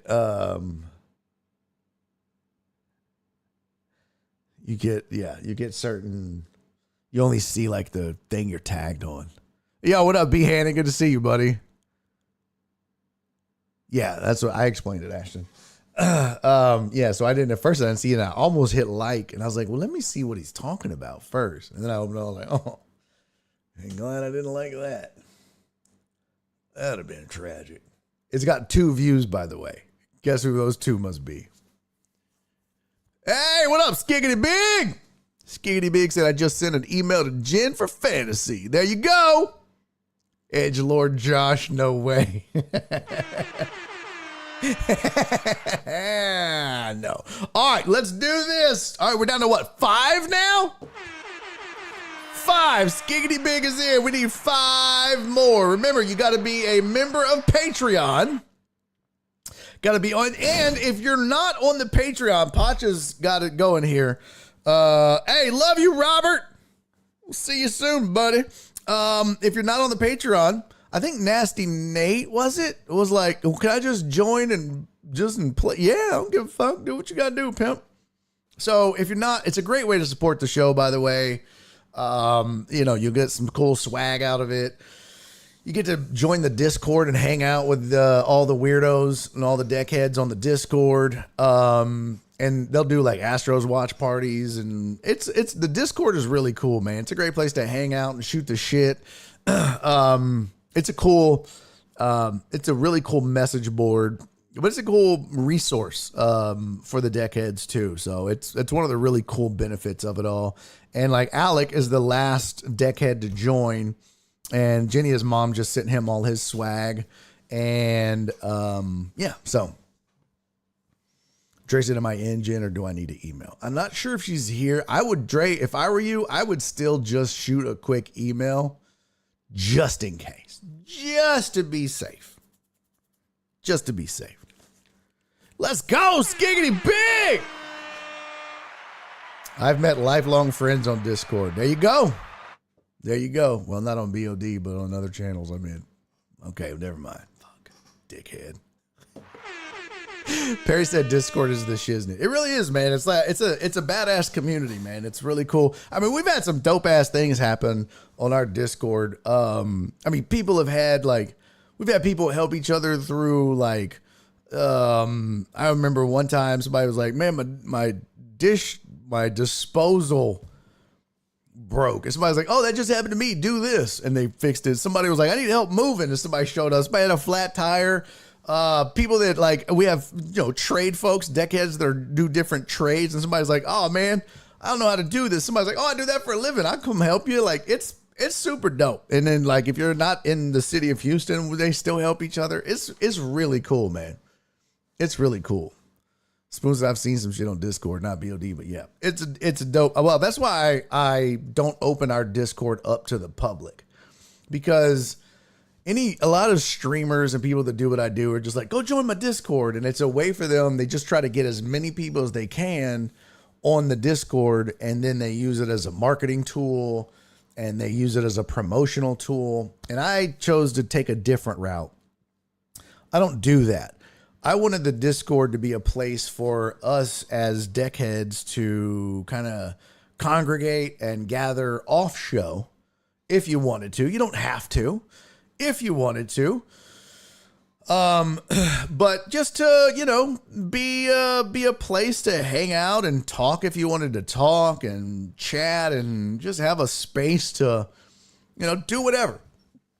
And it's turned into a really cool spot to do that. So it's kind of almost a privilege and a really cool benefit of being a Patreon member and supporting the show. So Cisco said, I just replied to Ennis. Houston's full. Don't move back.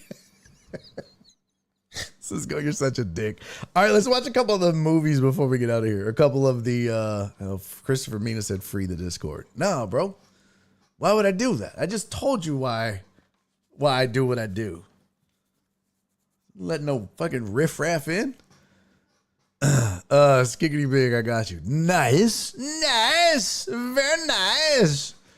No, duh. That's the only bad thing about it is Total Dallas is on there telling his jokes. So it's like I said, I can't avoid all the riffraff. Ugh. Discord is where Total Dallas goes to watch the gifs of dudes doing aerobics. There's that. All right, let's watch some of these videos. Some of these are pretty cool. Some of them. Oh, shut up, Total Dallas. You know it's true. Your jokes suck. Tony said the Barry and Ennis on deck show. Arguments and fights draw viewers. Dude, that would be such a huge train wreck. I don't even know. There would never be neither one of us would get a word in edgewise. It would just be the two of us talking over each other the whole fucking time. Just hate talking. The whole fucking time. It'd be wild. At total_Dallas. Oh, Damn. Damn.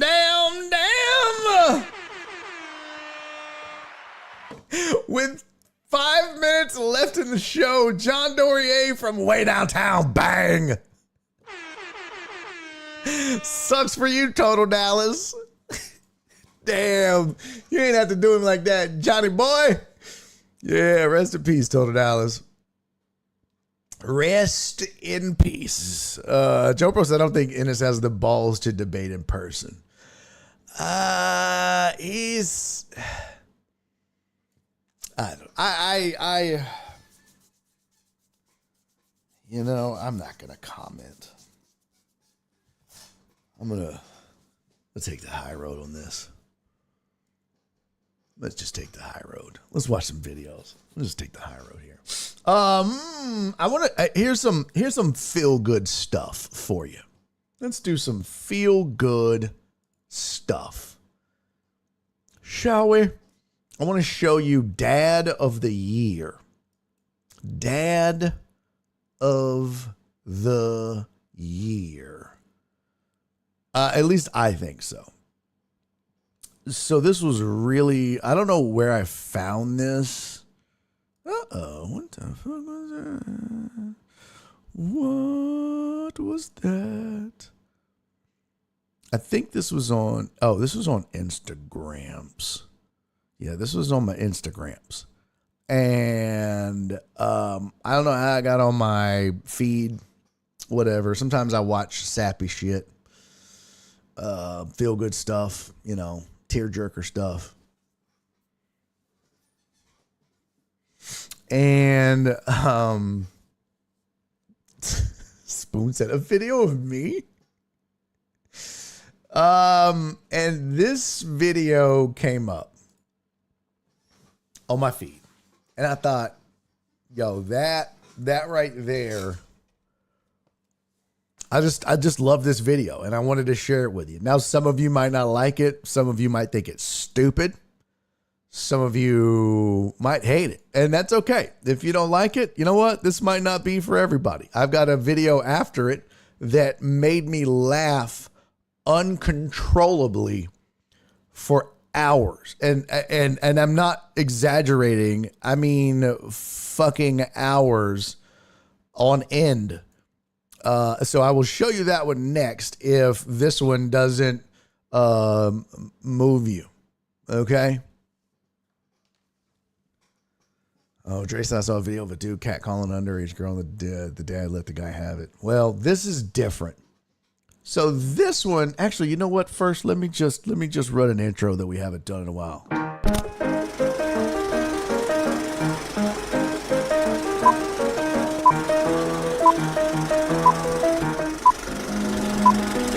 And now it's time for a film session. You know, back in the day when we would do film sessions, it wasn't always fight videos. It wasn't always me breaking down a fight. It was just random videos from the internet that we would watch together and make fun of or enjoy or what have you. Let's go! Thank you for the 15 biddies, my friend. Too bad Total Dallas isn't here to enjoy it. I miss Total Dallas so much. This one moved me in a way. It really did. It was. I thought this was so dope, man. PB said normalized film sessions. There was something about this because I'll be honest. Yo, Dre, thank you for the 5 bits, homie.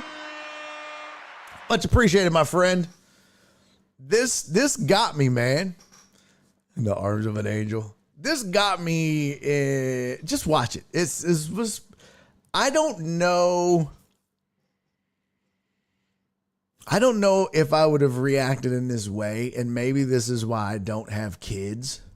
I don't think I would have reacted in a bad way, but the way that this dad reacted and this was just beautiful.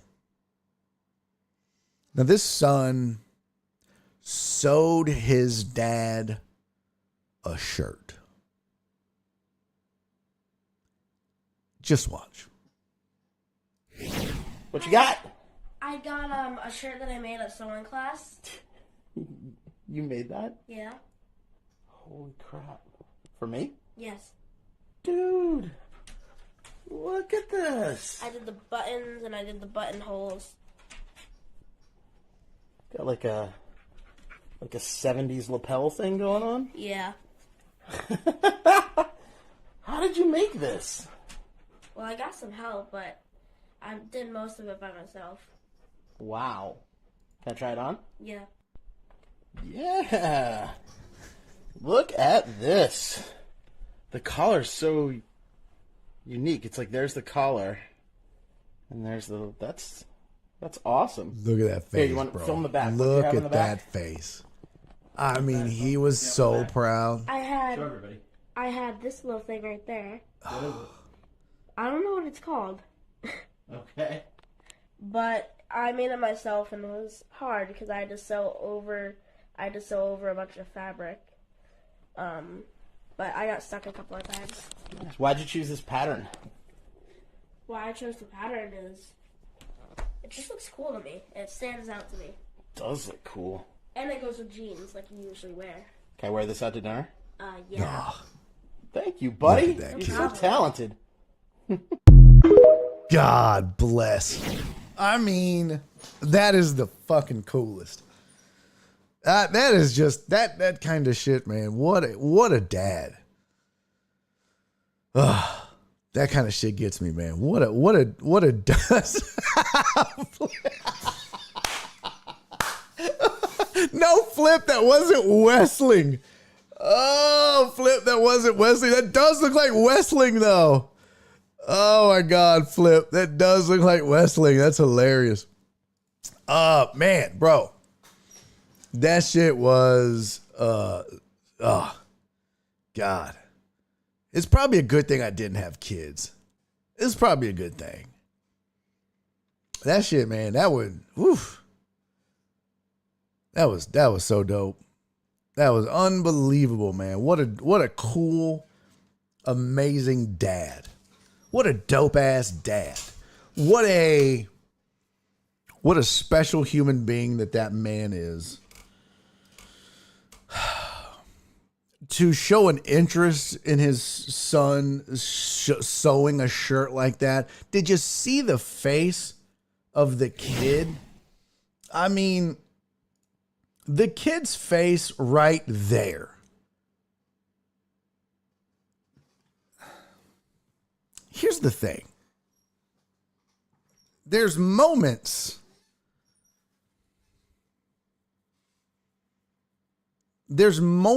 in your life as a kid that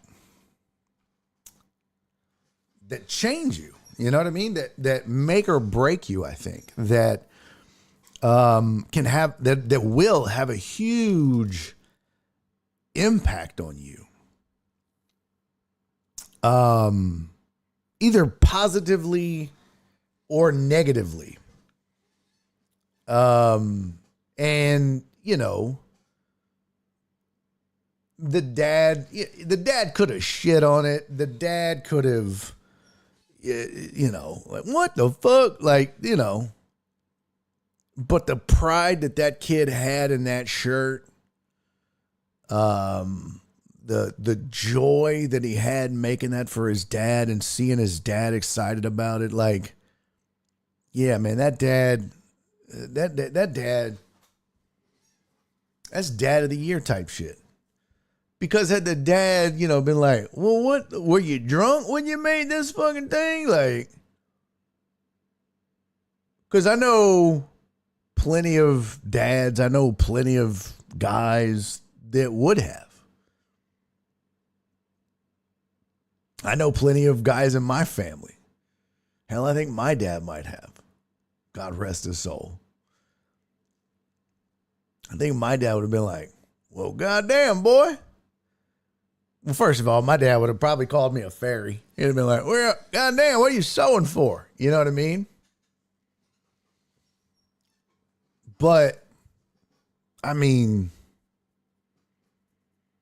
yeah, Skiggity Big said it best. His reaction was spot on. Like, that's, because that moment, like, you could almost feel some of the timidness right here. And I just wonder if his mom was like, prepped him like, okay, now look. He sewed you a shirt, and it looks like Stevie Wonder sewed it with some help from Michael J. Fox. So just be prepared. And the dad, just cool as could be, took an interest in the shirt and asked about it and can I wear it out? And see, that's where I'd be like, well, fuck, I got to wear this to dinner. That's a dad. That's a fucking dad. That, ladies and gentlemen, is fucking dad of the year. John Dorier said, awesome dad. Yeah, Hal said, that is so great. That is fucking dad of the year. 100%. That is fucking dad of the year.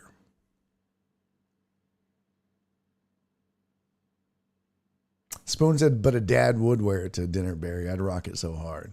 That's fucking dope, dude. Cece said, I guess that's why my mom, that shit was hideous. Yep. Spoon said his kid felt worthy at that time. Yeah. And that goes a long way, man. I mean, think back to your childhood. Think back to the times when, if you looked up to your dad or your mom or a parent and they made you feel worthy, they made you feel proud, or they took an interest in something you were proud of and were proud of you for doing that thing.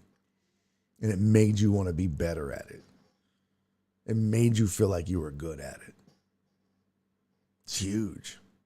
That's why I say that moment for that kid, that moment will probably stick with that kid for a really, really long time. Really long time. Good for that man. Good for that dad. Dad of the year. Unlike this fucking asshole, unlike this piece of shit, now look at this fuckwad for a dad. All right, now, you want to talk about a shitty dad?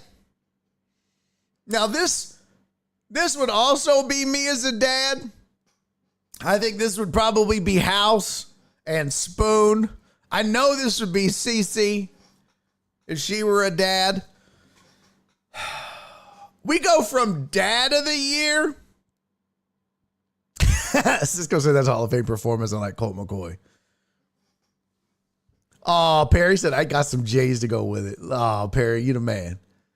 Now, we'll go from dad of the year to shittiest dad of the year. Ladies and gentlemen, I could not stop fucking laughing at this. This was the fun. If the other clip made me cry, which it did, it's just beautiful and touching and heartwarming, and I loved it.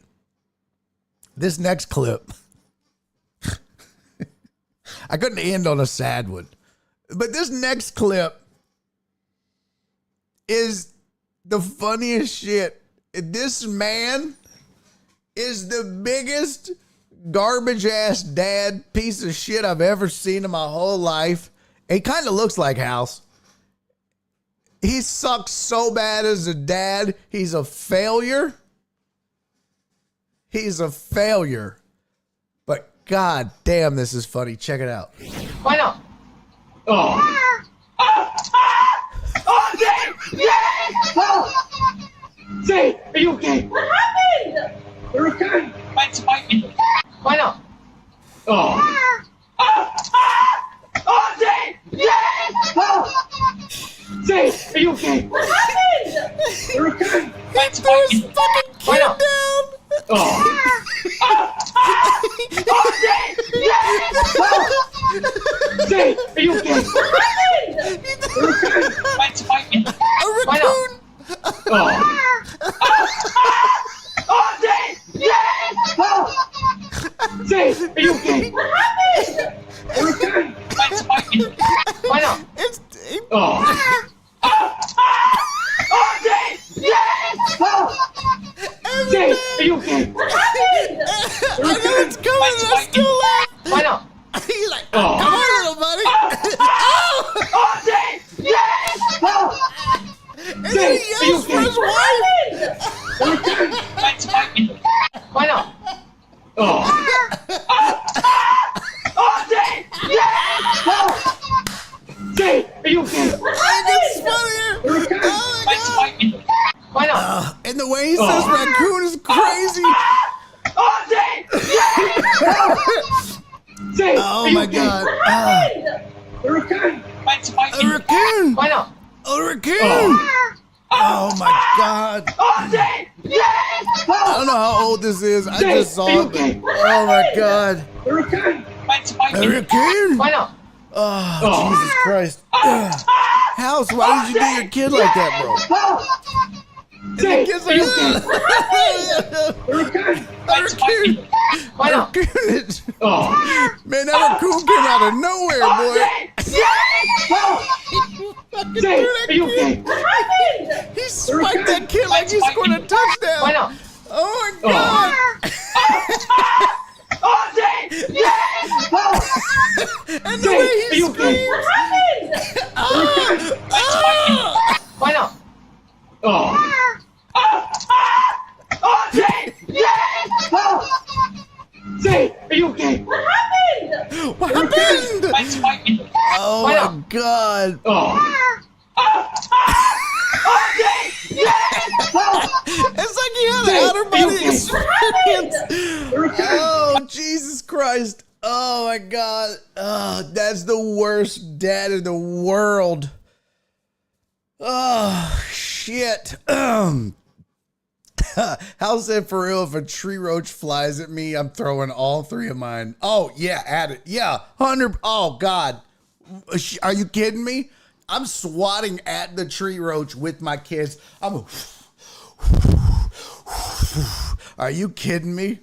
Oh, my God. Bro, where did that raccoon come from? It just came out of nowhere. He spiked that kid, I swear to God. He just straight down. Poof, like, oh, Jesus. Oh, God bless. Oh, God. It's so great. I laughed, I mean, uncontrollably. Uncontrollably. So we just saw two spectrums. Just opposite ends of the spectrum. That kid's gonna have spinal issues. Yeah, no shit. One kid that we saw is gonna grow up with all the confidence in the world, and the other kid is gonna grow up with scoliosis. That's the difference between those two dads right there. God bless. That is hilarious. Jesus. Ugh. Oh my God. That is so funny. So that's it. I threw my daughter against the wall playing rodeo one year. She didn't last 8 seconds. Ah, shit. Was the wife on the phone with a Mexican? Someone said bueno. What? How in the actual fuck did he let a raccoon sneak up on you in the first? Yeah, look, Joe Pro. How do you let a raccoon sneak up on you? That's rule number 1. Oh my God, that's so funny, Joe Pro. You need to give that man lessons. Holy shit, that was hilarious. Oh shit. All right. Oh, that was good times. Good times had by all. That's his touchdown celebration. Oh shit, too funny. All right. Well, thanks for starting the week with me, everybody. Hey, B-Handed, I appreciate you, famo. Thanks for being here, man. Thanks for hanging out. I will say, thank you, Cisco. I will see you guys tomorrow. Don't forget, if you haven't signed up for Fantasy and you're a member of the Patreon, get on it, man. We've got 6 spots left. We're going to go ahead and do a 4th league. I was only going to do 3, but then we had extras, so we'll do a 4th. Damn it. Fine, I'll do a 4th league. Yeah, but join up and we'll do this again tomorrow. I've got more shit. I got more videos that we haven't done to yet, including a video on why you should love cats.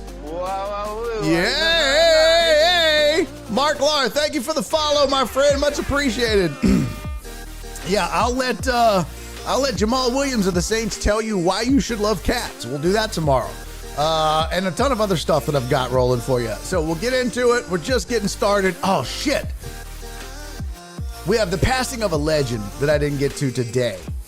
We'll get to it tomorrow because, well, we have to. So we'll do another 2 film sessions tomorrow, plus a ton of other sports. As always, until I see you tomorrow, do me 3 favors. Be safe. Be kind. And most importantly, love each other. See you tomorrow. Love you, CC. Thank you, Joe Pro. Thank you, John Dorier. Wash your shoulder, Barry. Shut up, Spoon. Shut it. Eddie's making a YouTube video.